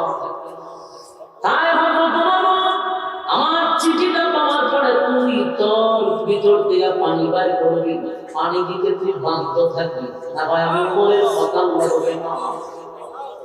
এই কথা লেখা চিঠি লেখা মিশরে আমার পাঠাইছে। মিশরে চিঠি যাওয়ার পরে জনগণের হাতেও চিঠি পৌঁছে গেছে। চিঠি যখন দেখছে মানুষ উমরের পাশে বলতে শুরু করলো, হাসাহাসি শুরু করলো, তামাশা শুরু করলো। দেশের জনগণ বলে, ওমর কি আমাদের সঙ্গে ফাজলামি করে, ওমর কি আমাদের সঙ্গে তামাশা করে, আমাদের বিপদের সময়, আমাদের মুসিবতের সময় ওমর সুষ্ঠু কোনো একটা ব্যবস্থা না করে উল্টা আমাদের সঙ্গে মশকরা শুরু করছে। বলুন স্বাভাবিক এই চিঠি দেখলে আমরা বলতাম যে আমাদের সঙ্গে মশকরা চলতেছে। যেমন আমাদের বাংলাদেশের যখন বেগুনের দাম বেড়ে গেছে, তখন আমাদের প্রধানমন্ত্রী আমরা সঙ্গে মশকরা করছে। আমরা বলে সালকুনা দিয়া মিষ্টি গুলা দিয়ে বেগুন খেতে, চাউলের দাম বেড়ে গেছে, আমরা আমু খান, আমরা আবার মিষ্টি গুলা দিয়ে বেগুনই খান। এগুলো দামের সঙ্গে বহু তামাশা ফাজলামি কিন্তু আম্মাজান করছে রে, আম্মাজান করছে। কিন্তু হযরত ওমর তো আর আদা ভাজা না। ওমর এমন একজন ব্যক্তি যার মেজাজ আল্লাহ পছন্দ করে। ওমরের চিঠি পাওয়ার পরে গোটা মিশরে আলোচনা সমালোচনা শুরু হয়ে গেল। দেশের নকশা হইয়া জনগণের সাথে কেন্দ্রের মশকরা করলো, জনগণের সাথে মশকারি করলো, মেনে নেওয়া যায় না। আন্দোলন আরো তীব্র হইতে লাগলো। দেশের জনগণ ঘর থেকে বাহির হয়ে রাজপথে নামলো। এত আন্দোলন শুরু করলো। আর একটু দেশের মানুষকে বলে, তোমরা শান্ত হও, তোমরা যারা নিয়ে হাসি তামাশা করতেছ সেই উমরে তোমরা চিনো, উমরে আগে চিনতে হবে। জুলে কোন সুবহান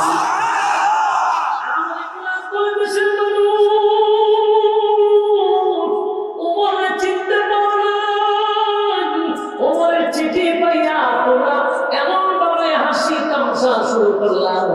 আমার বক্তব্য হলো, আগে তোমরা উমরের চিনো, তারপরে উমরের ব্যাপারে কথা বলো। তোমরা এখন যে হাসি তামাশা করতেছ, আন্দোলন করতেছ, যেহেতু উমর চিঠিটা নদীর কাছে দিছে, আমরা নদীর কাছে চিঠিটা পৌঁছায়া দিই, এরপরে দেখো না কি হয়, তারপরে দেখুন আন্দোলন করতাম। আন্দোলন করার তো পড়ে, আগে তো দেখো চিঠি দিয়ে কি মানুষের দ্বারা কি ফাইল করি, নদী কি আমরা বলা হবো, নদী কি মানুষের বলা হবে। আমার এমন আওয়াজ বলে, হ্যাঁ অবশ্যই নদী উমরের কথা শুনতে বাধ্য। কেন বাধ্য? কারণ উমর নদীর মালিকের সাথে সম্পর্ক।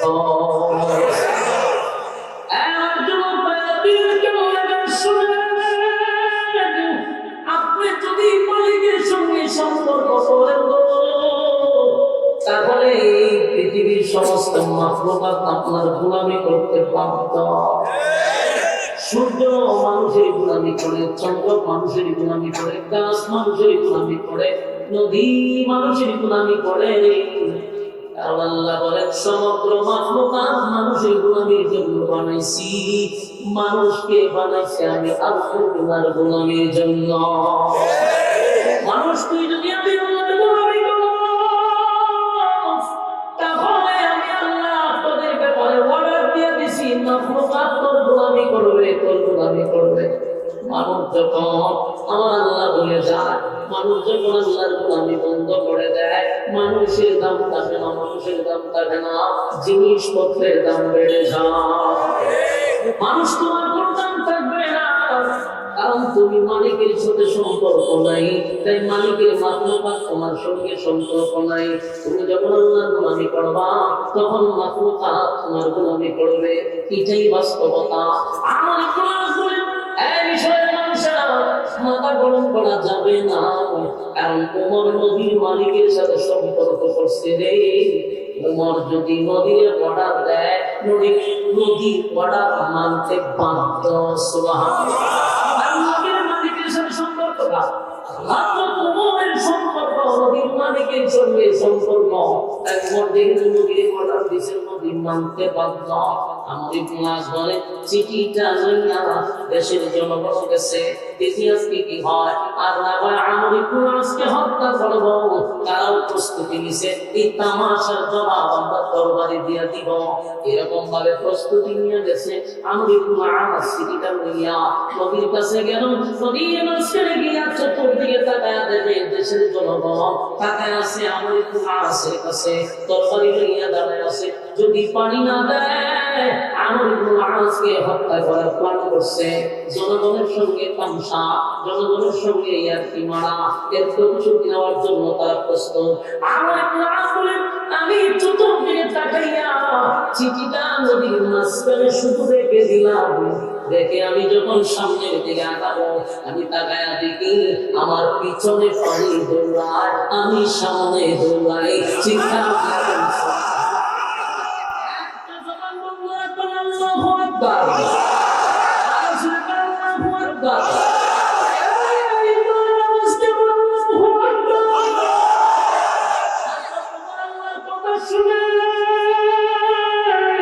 আমার মালিকের একজন প্রিয় ব্যক্তি হযরত ওমর যেহেতু মালিকের কথা শুনে, তাই ওমরের কথা মাখলুক শুনতে বাধ্য।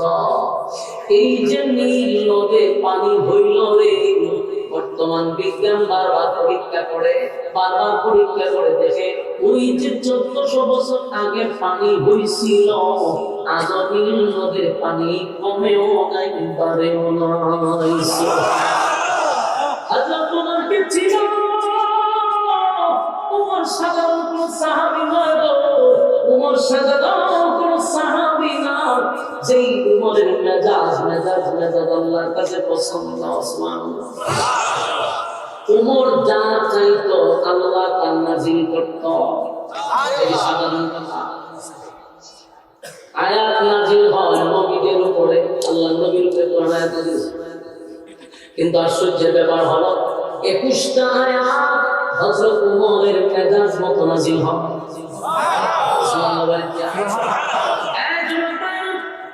আমি শেষ কথা বলি, ওমরকে চিনায় আমার আলোচনা সামনের দিকে নিয়ে যাব। শুধু আরেকটা কথা, ওমরের মেজাজ আল্লাহ পছন্দ করে। আরেকটা কথা শুনেন, আয়াত 21 জায়গায় নাযিল হয়েছে ওমরের মেজাজ অনুযায়ী। সুবহানাল্লাহ। আল্লাহর পয়গম্বর যে সিদ্ধান্ত নিত, ওমর যদি বলতো হুজুর এই সিদ্ধান্তটা আমার কষ্ট হয়, আসমানের দিকে ওমর তাকায় থাকতো, ওমরের সিদ্ধান্ত অনুযায়ী আয়াত নাযিল করে দিত। আল্লাহ হাবিবের কিবরিয়া মক্কার সবচেয়ে বড়, মদিনার সবচেয়ে বড় টাটকা শয়তানের জানাজা পড়াইতে নবী গেছে। মুনাফিক, সবচেয়ে বড় মুনাফিকের জানাজার নামাজে নবী উপস্থিত হয়েছে। তামাম মদিনার অলিতে গলিতে, শহরে বন্দরে, সব জায়গায় খবর পৌঁছে গেছে। তোমরা শুনছ মদিনার সবচেয়ে বড় মুনাফিকের জানাজা নবী পড়াবে। এটা কেমনে রে? মদিনার মানুষ কেউ মেনে নিতে পারলো না, কিন্তু নবী পড়াবে, এই জন্য বাধ্য হইয়া জানাজার মাঠে সময় গেছে। ওমরের কানেও গেছে, সবচেয়ে বড় মুনাফিকের জানাজা নবী পড়াবে। ওমর তরবারি লইয়া গেছে, নবীর নিষেধ করবে যে জানাজা পড়াইয়া না। নবীর কাছে গেল, হযরত পয়গম্বরের কাছে যাওয়ার পরে ওমরের স্মরণ হয়ে গেল, আমি তো নবীর নিষেধ করার কেউ না, আদেশ করারও কেউ না, আমি নবীর আদেশও করতে পারি না, নবীর নিষেধ করতে পারি না। আমার নবীর আদেশ করলে আমার আল্লাহ করবে, নিষেধ করলে আল্লাহ করবে। তাই ওমর সামনে গিয়া বেদ করলে আর আগাইলেন না, বেয়াদবি হয়ে যাবে।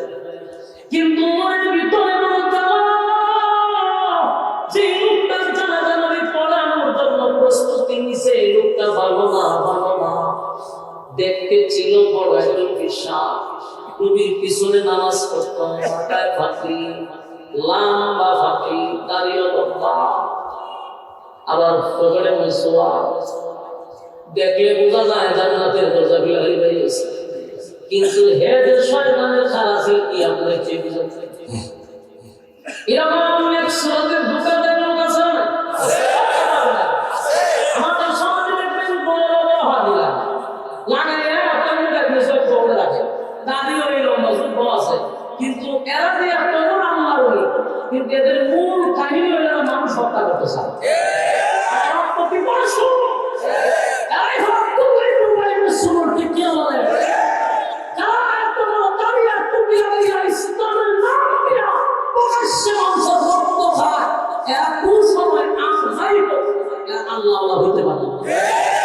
আমি মনে করি আব্দুল্লাহ ইবনে উবাই সুরের উত্তরসূরি।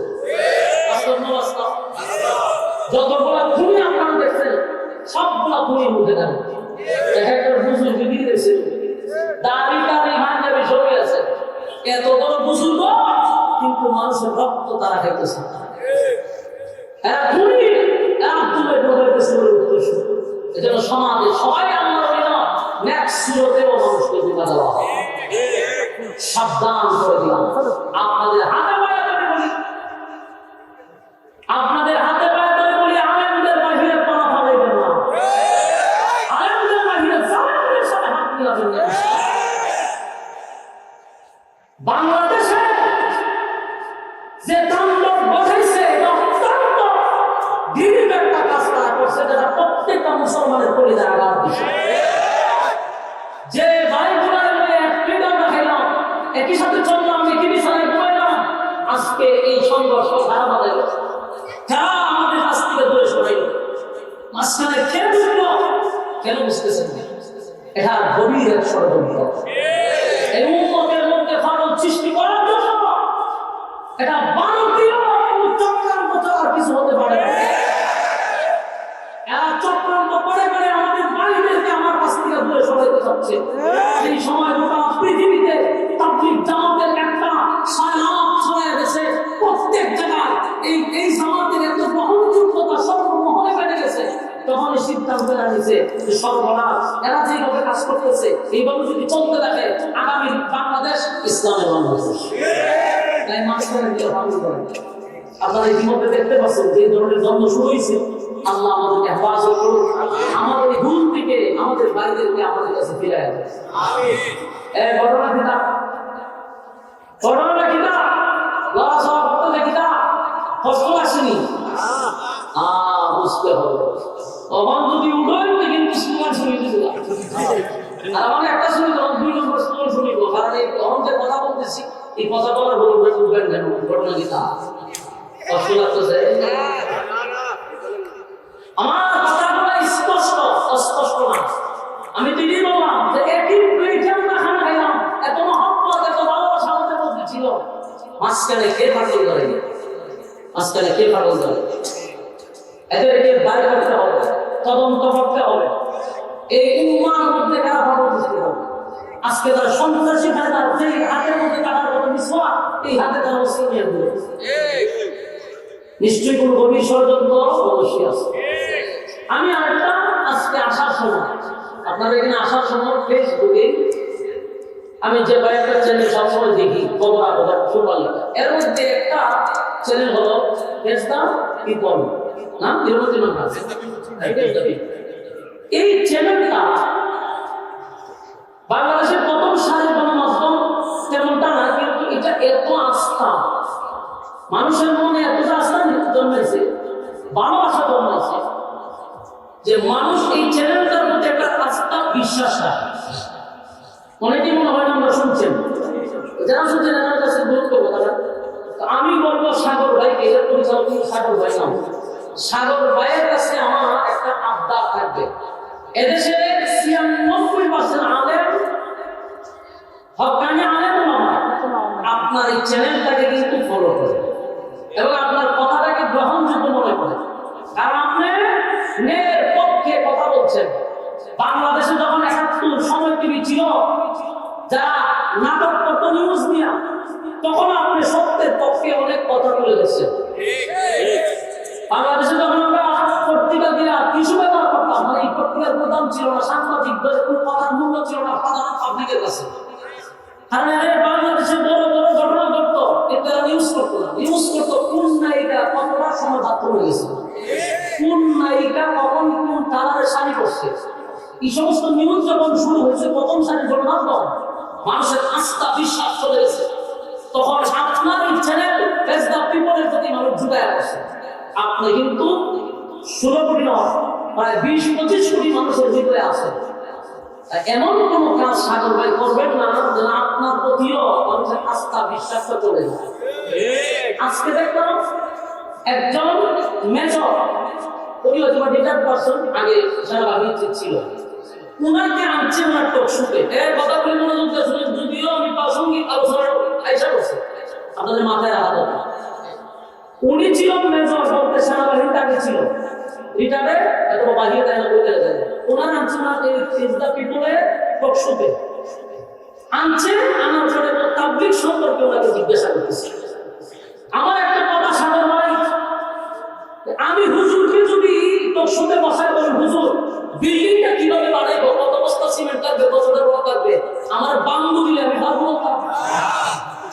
আমার যদি কেউ টক শুতে বসায় বলি, হুজুর বিল্ডিংটা করতে পারে, রড লাগবে, কত সিমেন্ট লাগবে, বলে আমো কিনা, বোকামি না, মাতলামি না, ফাজলামি না। আমি যেই ব্যাপারে আমার জ্ঞান নাই, ধারণা নাই, সেটা আমাকে জিজ্ঞাসা করা ফাজলামি ছাড়া কিছু না। আপনি মেজর সাহেবকে আপনি বসাইছেন, ফজলুর রহমান কি জানেন, আপনারা সব আসতেছেন, ফজলুর রহমান উনার আপনি টক শুনে বসাইছেন, আপনি দেশ নিয়ে কথা বলেন, বর্তমান পরিস্থিতি নিয়ে ওনার সাথে জিজ্ঞাসা করেন, কারণ একজন সেনাবাহিনী ছিল, দেশের ব্যাপারে ওনাকে কথা বলেন, দেশ প্রেমিক নিয়ে আমি জানি, কিন্তু ওনাকে আপনি শিখেন তাবলীগের ব্যাপারে। এটা হাস্যকর, ফাজলামি, এটা ইসলামী। সাগর ভাই স্পষ্ট বক্তব্য দিতে চাই, আপনাকে আমরা কলিজা দিয়ে ভালোবাসি। বাংলাদেশের কয়েকজন সাংবাদিক আমরা জনায় ধরি, এর মধ্যে সাংবাদিক ইলিয়াস, পিনাকি ভট্টাচার্য আর সাগরকে আমরা মহব্বত করি। আপনাদের নিউজ দেখার জন্য আমরা অপেক্ষায় থাকি, কিন্তু আপনারা যদি জাতির সাথে ফাজলামি আর ইসলামি করেন, এদেশের মানুষ কিন্তু কিছুর মতো বাড়াইতে ভালো লাগবে। আপনি যদি আরেকটা যদি জিজ্ঞাসা করেন যে রাস্তা কিভাবে হবে, এটা কোনো ফাজলামি। একজন জেনারেল, উনি রিটায়ার্ড পারসন, উনার আপনি তাবলীগ সম্পর্কে জিজ্ঞাসা করতেছেন, আর উনি কিন্তু কিছু জানেন। আমি আশ্চর্য হয়ে গেছি যে উত্তরগুলা নাস্তিকরা দেয়, ঠিক উনি নাস্তিকের ভূমিকা পালন করছে। সে প্রথমে এসে বলছে যে বাংলাদেশের তাবলীগ কি দরকার, তাবলীগ কেন করছে, প্রশ্ন করছে। বলছে যার যে যোগ্যতা নাই, এই যোগ্যতা নিয়ে তারা বসেছে। সে হইল একজন সেনাবাহিনী, তার ধর্ম সমাজে ছিল। শুনেন কি বলছে, ও তাবলীগের কোনো দরকার, তাবলীগ কেন বাংলাদেশে, ও তাবলীগের কাজ কিন্তু আপনি দিন প্রসারই করবে, তাহলে ইহুদিদের দাওয়াত দেন, আপনি হিন্দুদের দাওয়াত দেন, আপনি মুসলমানদের দাওয়াত দেন, এগুলো তার কথা। মুসলমানদের দাওয়াত দেন কেন, এটা তার খুব মাথা ব্যথা। সাগর ভাই বারবার বলতেছে, এই প্রসঙ্গে না বলি, বলে বলতে হবে, বলুন কি বলবে, তো মুসলমানদের কেন দাওয়াত দেন, তো মুসলমানদের দাওয়াত দেয় না, উজু শিখায়, নামাজ শিখায়, আরে ভাই নামাজ তারা পারে, উজু না বলে কি আমাদের যদি সবসময় সরল থাকে লাগে শিখবি বাবা, এরকম কথা। আমার কথাটা আমি জানি না এই বক্তব্যটা রাখছে কিনা, দিলে তো সামলা হবে না। উনি বলতেছে যে আমার বিয়ার সময় কে সাথে ছিল আমি জানি না, উজু একজনে শিখছে, এটা কি তার সবসময় সরল থাকতে হবে, ওইগুলা শিখে গেছে। একটা মানুষ উজু জানে না, তার প্রশ্ন হলো হিন্দুদেরকে কেন দাওয়াত দেয় না, মুসলমানকে কেন দাওয়াত দেয়। আমি আপনাদেরকে প্রশ্ন করি, আমরা এখানে যারা বসছি, নামাজ ভঙ্গের কারণ কয়টা? এখানে অনেক মানুষ বলতে পারবে, উজুর ফরজ কয়েক বলতে পারবে, আমি জানি, কিন্তু সবাই কি পারবো? এরপরে উজু কয়, উজুর ফরজ কয়টা, উজুর ওয়াজিব কয়টা, সুন্নাত কয়টা, এগুলো অনেকে পারবে। হ্যাঁ, নামাজের ওয়াজিব কয়টা অনেকে জানেন? নাম হলো তার মুসলমান, মুসলমান নাম থাকলে মুসলমান, মুসলমানের জন্ম নিলে মুসলমান, কথা বলে। তাবলীগের কাজটা কি ছিল? তাবলীগের কাজ ছিল নামাজ, নামে মুসলমান কিন্তু নামাজ পড়ে না, সূরা পড়ে না, উযু ছিনে না, গোসল ছিনে না, এগুলা শিখায় তারা মুসলিম জনতা। আর কোন ব্যক্তি বলতেছে তাবলীগের কোনো দরকার নাই, দাওয়াত দিতে হিন্দুদের মুসলমানদের কেন দাওয়াত দেয়? আর এত নোংরা নোংরা কথা বলছে তাবলীগকে নিয়ে। শেষে বললো মামুন সাহেব বলতেছে ওনার সামনে একজন দাঁড়ায় বলছে যে স্বপ্নের কথাতে বলছিল একজন ব্যক্তি, ভাইয়ার ফিটের সামনে কেন তুলবো না, আমির হামলা ফিটের সামনে কেন তুলবো না, এরপরে তারা ওনার ফিটের সামনে কেন তুলবো না, এই আর্মির রিটার্ন পার্সন সে বলতেছি আমার প্রশ্ন হলো তুই কি এই ব্যাপারে পড়াশোনা করছিস? বেড়া ধরে আমি বেড়া ধরে গুছায় বিসমিল্লাহ রাসূল বলতে পারবি না, তুমি এই গাড়ি নিউজ কাপড় করে রাখছে, আপনি আমার ব্যাপারে জাহাজের খবর বলছেন। আমি স্পষ্ট বলতে চাই বাংলাদেশে অতীত নামাইকে আমাদের শরীরে আঙ্গুল দিয়ে কেউ টিকতে পারছে না, আমাদের বিরুদ্ধে কথা বলে শরীয়তটা টিকতে পারে না, আমাদের ক্ষমতায় আইসা ইসলামের বিরোধিতা করে, ধর্মের বিরোধিতা করে, আমাদের কিনা বিদ্বেষ করে, বেকার চামড়া আমরা রাখবো না, ঠিক না? তোমার সামনে তুলে ধরবো সীমা আছে।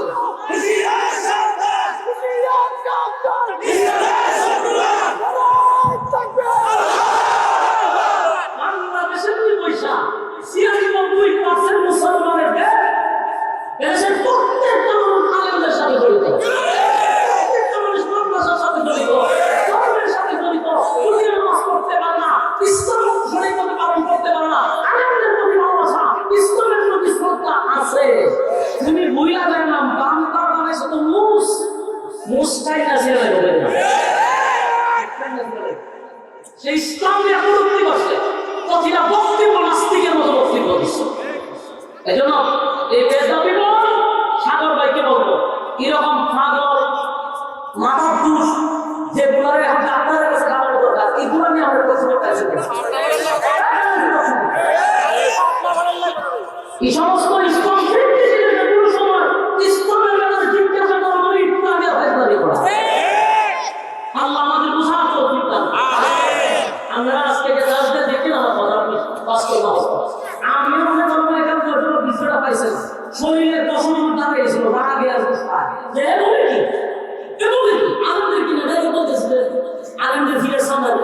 চিন্তা করে এই বাংলাদেশে যাওয়ার পরে এমন কথা আর কেউ বলতে পারছে? দেশকে বিদ্বেষ আলেমদেরকে মানুষের প্রতি কি পরিমাণ বিদ্বেষ ছড়াইতে চিন্তা করে। এজন্য আপনাদেরকে আমি জানাই দিলাম ভবিষ্যতে কার কোন জায়গায় বসে নেন চিন্তা ভাবনা করে বসবেন, লক্ষণের বাবু নেই। যে কথা বলতেছিলাম হযরত ওমর খলিফাতুল মুসলিমিন ওমরের মেজাজ আল্লাহ পছন্দ করতেন, সুবহানাল্লাহ, মেজাজ পছন্দ করে দাড়িওয়ালা পাগড়িওয়ালা এই মুনাফিক মারা গেছে। সবাই তো জানে সে মুনাফিক ছিল, কিন্তু রাসূলের সামনে সাহস করে কথা বলেন। এক পর্যায়ে উমর রাসূলের কাছে গেছে, কিন্তু সাহস পাই গেছে না রাসূলের কিছু বলতে, বাধা দিল না, বাধা তো দিতে পারতেছে না, রাসূল পড়াবে। উমরের একটা আয়াত সামনে এসে মুনাফিক সম্পর্কে আয়াতটা উমর চতুর্দিকে ঘুরে আর ঘুরে ঘুরে পড়ে না, রাসূল শুনতো, রাসূল শোনার জন্য জানালা বাদ দিয়ে আয়াত পড়ে ইস্তাগফির লাহুম আও লা তাস্তাগফির লাহুম ইন তাস্তাগফির লাহুম 70 মাররাতান ফালান ইয়াগফিরাল্লাহু লাহুম ذلك بأنهم كفروا بالله ورسوله والله لا يهدي القوم الفاسقين. হযরত ওমর চতুর্দিকে ঘুরতেছে আয়াতে কারীমা তেলাওয়াত করতেছে, তার মানে নবী শুনলেই চলে। খলিফাতুল মুসলিমিন ওমর যখন আয়াতটা পড়তে লাগলো আল্লাহ নবীর কান পর্যন্ত আয়াতটা চলে আসছে। আল্লাহ নবী বুঝতে পারছে ওমর আমাকে কি বুঝাইতেছে। আল্লাহ নবী বলল কি বুঝাইতে চাও, বুঝার তো আর বাকি নাই। এই আয়াত আল্লাহ বলেন মুনাফিকের জন্য যদি আমি নবী 70 বার দোয়া করি মালিক দোয়া কবুল করবে। কি আয়াত উমরে কত কথা তুমি মনে মনে কথা তুমি তার মধ্যে জানাজা করে পেয়েছে যে দিল্লাকে দোয়া করে আমরা নবী সত্তর দোয়া কবুল করে আল্লাহ নবী স্পষ্ট ঘোষণা দিয়েছে পয়গম্বর আপনার দোয়া অথবা অভিশাপ ডাইরেক্ট কবুল হয় কিন্তু আপনি নবী যদি মুনাফিকের জন্য 70 বার দোয়া করেন কবুল হবে হাজার আয়াতি কারিমা তেলাওয়াত করে নবী অবগত করতে চাই হুজুর এতটা মুনাফিক আল্লাহর নবী বুঝার পরে নবী সিদ্ধান্ত নেয় রে জানাজা পড়ে ওর ভাই আমি এত কিছু করার পরে জানাজা নবী পড়াই নবী জানাজা দাঁড়িয়েছে জানাজা শেষ উমরে আসমানের দিকে তাকাবার আল্লাহ মুনাফিকের দ্বারা নাম নবী পড়াই মনের মধ্যে কষ্ট কিন্তু প্রকাশ করতে পারত মনের কষ্ট মন হইয়া শুরু করে দিল হঠাৎ করে দেখে রাসূল লাশের পিছনে হাঁটে কি লাশের পিছনে হাঁটে না লাশের পিছনে পিছনে নবী যায় হাজার বাকি নাই এতক্ষণ তো জানাজা নবী পড়াইছে যেহেতু কোরআনে কোনো আয়াত এখনো নাযিল হয় নাই জানাজার বিরুদ্ধে তাই না হয় নবী জানাজা পড়ায়া দিছে ওই আয়াতের মধ্যে তো শুধু বলতে দোয়া কবুল হবে না কিন্তু জানাজা পড়াইবে না এমন কথা আল্লাহ করে বলে তাই নবী পড়ায়া দিছে মানে নিলাম কিন্তু এখন নবী যে কবরে যায় রে কবরে গিয়া তো নির্ঘাত নবী মুনাফিকের জন্য দোয়া করবে কিন্তু দোয়ার কথা আল্লাহ বলেছে এখন তো দূরে এখন বুঝতে পারছে যে নবীজি কবরে গিয়া মদিনার সবচেয়ে বড় মুনাফিকের জন্য নবী দোয়া করে হযরত আসমানের দিকে তাকিয়ে বলেন আপনার হাবিব তো মুনাফিকের জানাজা পড়াইছে মুনাফিকের জানাজা পড়াইছে শুধু জানাজা পড়ায় নাই নবীর জুব্বাটা খুইলা মুনাফিকের কাফন শুরু পড়ায়া দিছে নবীর জুব্বার দাম আছে না নাই কিন্তু এত বড় মুনাফিকের নবীর জুব্বা খুইলা দিছে সাহাবায়ে কেরাম মাটিতে কইয়া কান্দে গো সাহাবী হইয়া নবীর জুব্বা পাইলাম না একটা টাট্টা মুনাফিক হইয়া নবীর জুব্বা পাইল এই জন্য তারা কান্দে নবী বলে কান্দিস না জুব্বা এমনি এমনি দিলে আমি তার কাছে ঋণী সে আমার চাচারে জুব্বা পড়ায় দিছিল তাই আমি ঋণী ছিলাম আমার জুব্বাটাও তার ঘরে আল্লাহ সবাই যখন জানাজার নামাজ পড়ে যার যার বাড়িতে চলে যায় কিন্তু হাবিবে কিবরিয়া লাশের পিছনে পিছনে হেঁটে হেঁটে কবরে যায় ওর বসে বসে সব দৃশ্যগুলা দেখছে এবার আসমানের দিকে তাকায় পেরেশানির মধ্যে শেষ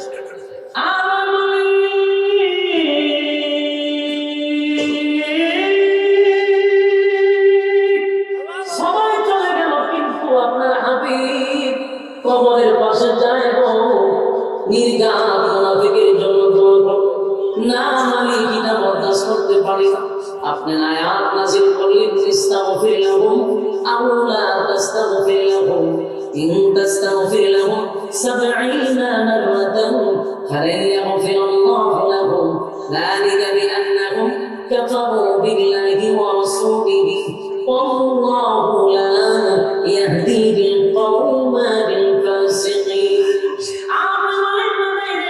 মুনাফিকের জন্য দোয়া করলে দোয়া কবুল হবে না আপনার বন্ধু এবার কবরের সামনে যায় নির্ঘাত আপনার বন্ধু দোয়া করবে আমার যুবক ভাইরা হাবিবে কিবরিয়া মুনাফিকের কবরে গেল মাটি দিল তখন তখন শেষ মাটি দেওয়া শেষ এবার নবী ঠিকই দোয়া করার জন্য দুইটা হাত তুলবে দোয়ার ব্যাপারে আয়াত নাযিল করে রাখছেন কিন্তু এর পরেও হাবিবে কিবরিয়া দুইটা হাত আসমানের দিকে তুলবে ও আসমানের দিকে তাকায় হয় মালিক এত বড় মুনাফিকের জানাজা আপনি পড়াইতে দিলেন আবার আপনার বন্ধু এখন মুনাফিকের জন্য দোয়া করো না আমি মন বরদাস্ত করতে পারি না আমি মন বরদাস্ত করতে পারি না যেই লোকটা আমার নবীর প্রতি করলো যেই লোকটা আমার নবীর বিরোধিতা করলো যেই লোকটার কারণে আমার বহু সাহাবীরা শাহাদাত বরণ করলো এমন লোককে আমরা ক্ষমা করতে পারি না ঠিক না বাংলাদেশের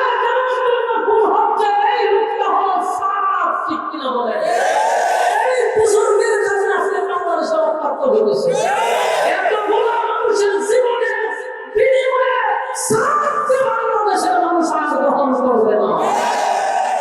তোমার কারণে আজকে বাংলাদেশের রক্ত চাইতেছে, একটা কথা বলে বাংলাদেশের আগুন বাজে না। যদি সে ভুল স্বীকার করে, ভুল স্বীকার করতেছে না, মানুষ গুম হচ্ছে, হত্যা করতেছে, যে প্রতিদিন জবাই করতেছে। সন্ত্রাসবাদী কি বাহিনী আর সেই মুনাফিকের জন্য আমার সাহাবীরা শাহাদাত বরণ করলো। যেই মুনাফিক আমার নবীর বিরোধিতা করলো, যেই মুনাফিক ইসলামের ক্ষতি করলো, ইসলামের বারোটা বাজাইল, আমি উমর তো বরদাস্ত করতে পারতেছি না, উমর তো সহ্য করতে পারতেছি না। যেই মাত্র আল্লাহর হাবিব দুইটা হাত উত্তোলন করছে, সাথে সাথে জিবরাইল নবীর সামনে হাজির।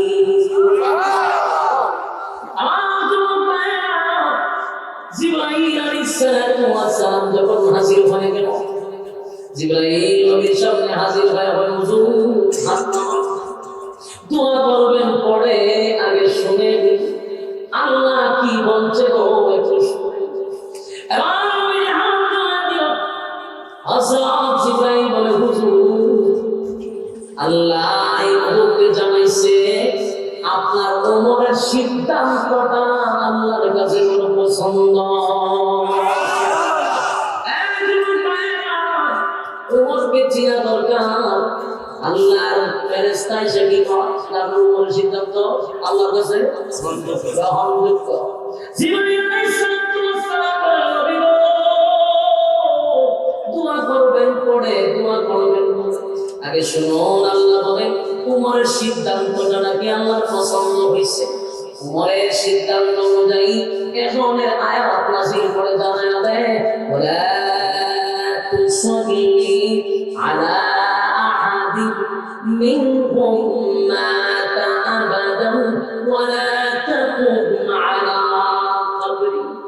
আল্লাহ রাব্বুল আলামিন বলেন, হাবিব ওয়ালা তুসাল্লি, আর কোনদিন নেক্সট টাইমে, ভবিষ্যতে, আগামীতে আর কোনদিন আপনি মুনাফিকের জানাজা পড়াবেন না। আর যুবক ভাইরা কি আপনারা বুঝতেছেন? আপনারা কি বুঝছেন? এই সিদ্ধান্ত আপনার ছিল, সিদ্ধান্ত ছিল জমিন থেকে যেন মুনাফিকের জানাজা উঠায়া দেওয়া হয়। ওমর বারবার আসমানের দিকে তাকিয়ে বলছিল, আল্লাহ মুনাফিকের জানাজা পৃথিবীর দরকার নাই। আল্লাহ ঠিকই উমরের মেজাজ মতো কোরআনের আয়াত নাযিল করে বলে, ওয়ালা তুসাল্লি আলা আহাদিন মিনহুম মাতা আবাদান ওয়ালা তাকুম আলা কবরি। পয়গম্বর ভবিষ্যতে, আগামীতে আর কোনদিন মুনাফিকের জানাজায় অংশগ্রহণ করবেন না। মুনাফিকের জানাজা বন্ধ। কোন মৌলবী যদি মুনাফিকের জানাজা পড়ায়, ওই মৌলবীর পিছনে নামাজ পড়া যাবে না। তারপরে এত শিকার হয়ে যাচ্ছে আমার যুবক ভাইয়েরা। উমরের ব্যাপারটা আল্লাহ এত পছন্দ করতে, শুধু তাই না, উমর চাইছিল না মুনাফিকের জন্য নবী কবরের সাথে দোয়া করো। আল্লাহ এটা বলছে, ওয়ালা তুসাল্লি আলা আহাদিন মিনহুম মাতা আবাদান ওয়ালা তাকুম আলা কবরি। পয়গম্বর মুনাফিকের কবরের সামনে দাঁড়াইয়া আপনি নবী কোনদিন দোয়া করবেন না। সুবহানাল্লাহ। বাড়িতে বলুন, এতক্ষণের আলোচনায় আমি আপনাদেরকে কি বুঝাইলাম? হযরত ওমর কি সাধারণ কোন সাহাবী?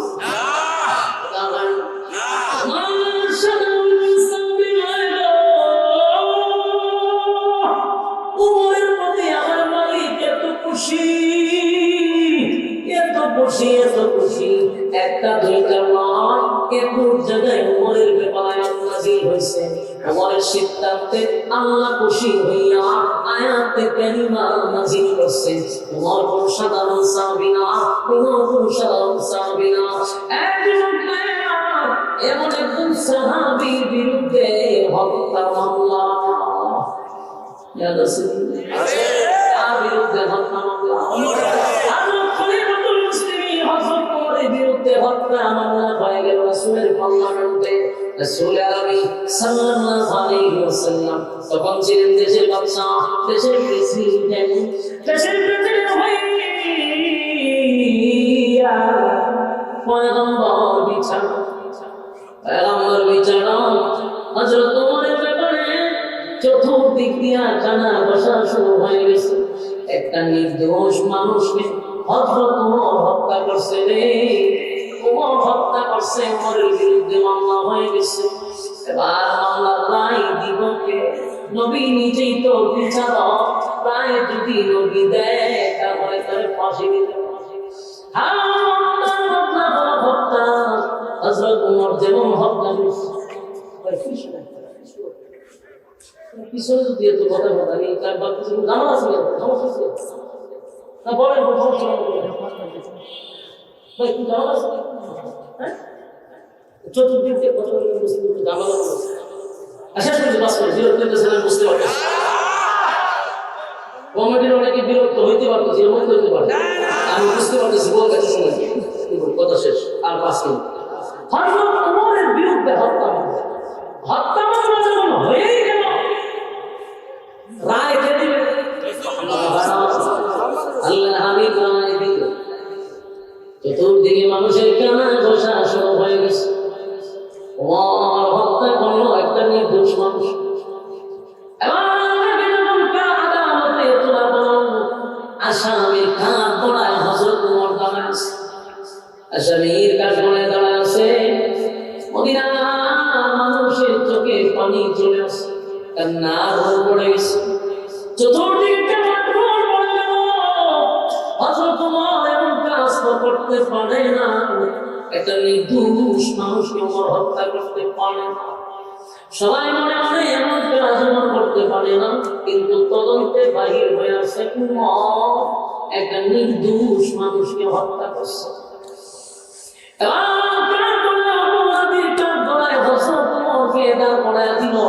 নবীজি রায় দিবেন ওমরকে মৃত্যুদণ্ড দেওয়ার জন্য। যেই মাত্র রায় দিবে ঠিক এই মুহূর্তে জিবরাইল নবীর সামনে হাজির। জিবরাইল আলাইহিস সালাম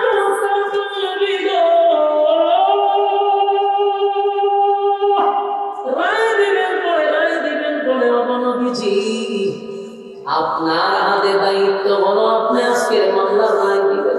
ওমর আসামি, এই ব্যাপারে রায় দিবেন, কিন্তু একটু দাঁড়া, আপনি হইলেন বিচারক আর ওমর হইল অপরাধী, মাঝখানে একজন উকিলের দরকার আছে।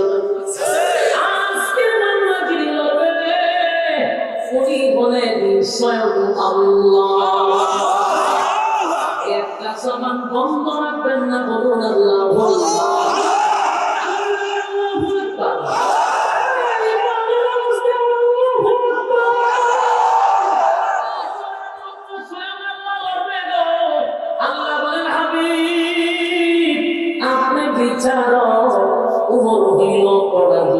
আমি আল্লাহ হইলাম উকিল, আমি মালিক, এই মামলা লড়ব। আল্লাহ যদি মামলা লড়ে বলো নবী কি আর রায় দিতে পারে? আমি আল্লাহর প্রতি রায় দিলাম। তখনই আল্লাহ জিবরাইলের মাধ্যমে এই মুহূর্তে ঘটনাকে কেন্দ্র করে সূরা নিসা কয় নাম্বার আয়াত?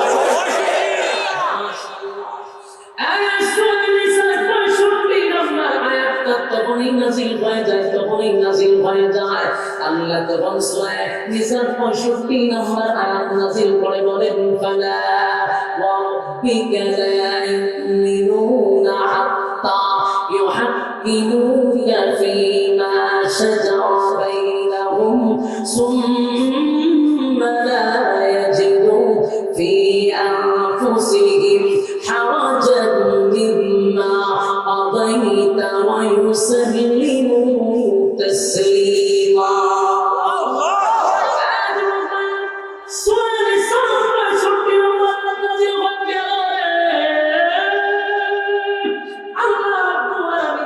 বন্ধু রায় দিবেন, আপনি মামলা করছি আমি। আল্লাহ নাযিল করে বলেন, ফালা রাব্বিকা, আপনার রবের কসম। আল্লাহ তার রবের কসম, আল্লাহ নিজেই তার কসম করে বলেন, ফালা রাব্বিকা, আপনার রবের কসম, আপনার রবের কসম, বলল আপনার রবের কসম কে নাই গোটা মদিনার মানুষ জানে গো হযরত ওমর একটা নির্দোষ মানুষকে হত্যা করছে, নির্দোষ মানুষকে হত্যা করছে। কিন্তু আমি আল্লাহ বলি ফালা রাব্বিকা, আপনার রবের কসম, আপনার ওমর কোন নির্দোষ মানুষকে হত্যা করে নাই, ওমর একজন দোষী মানুষকে হত্যা করছে।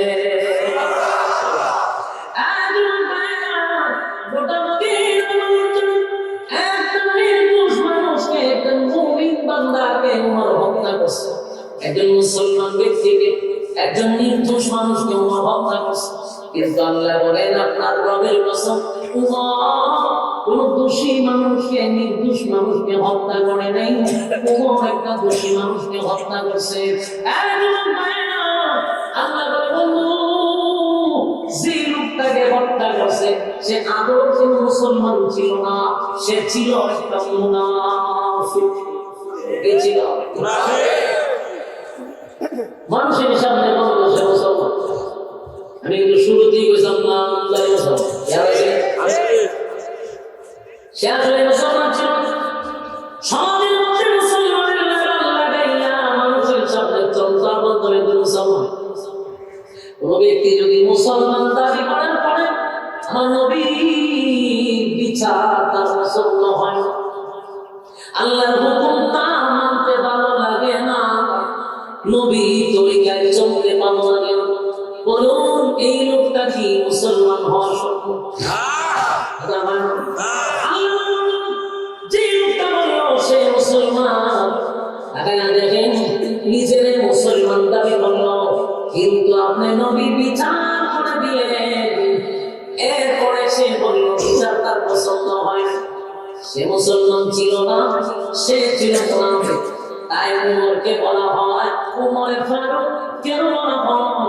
উমর সত্য মিথ্যা পার্থক্যকারী, উমরের আদালতে ধরা পড়ে যায়।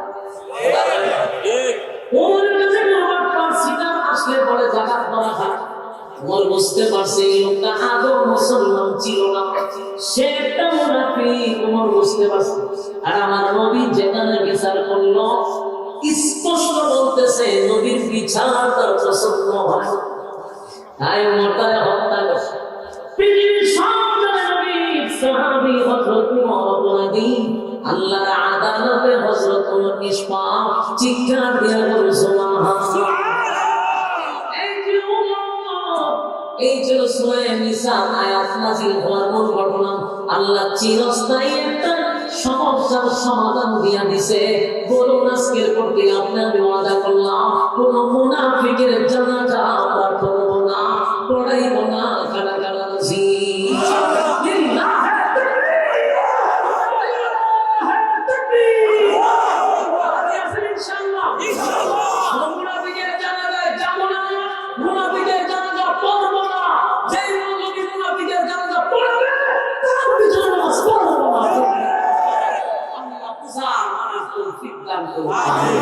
সম্মানিত সুধী, দীর্ঘক্ষণ সময় আপনারা কিন্তু লড়েন নাই, উঠেন নাই, বলছিলেন মোনাজাত করে যাবেন।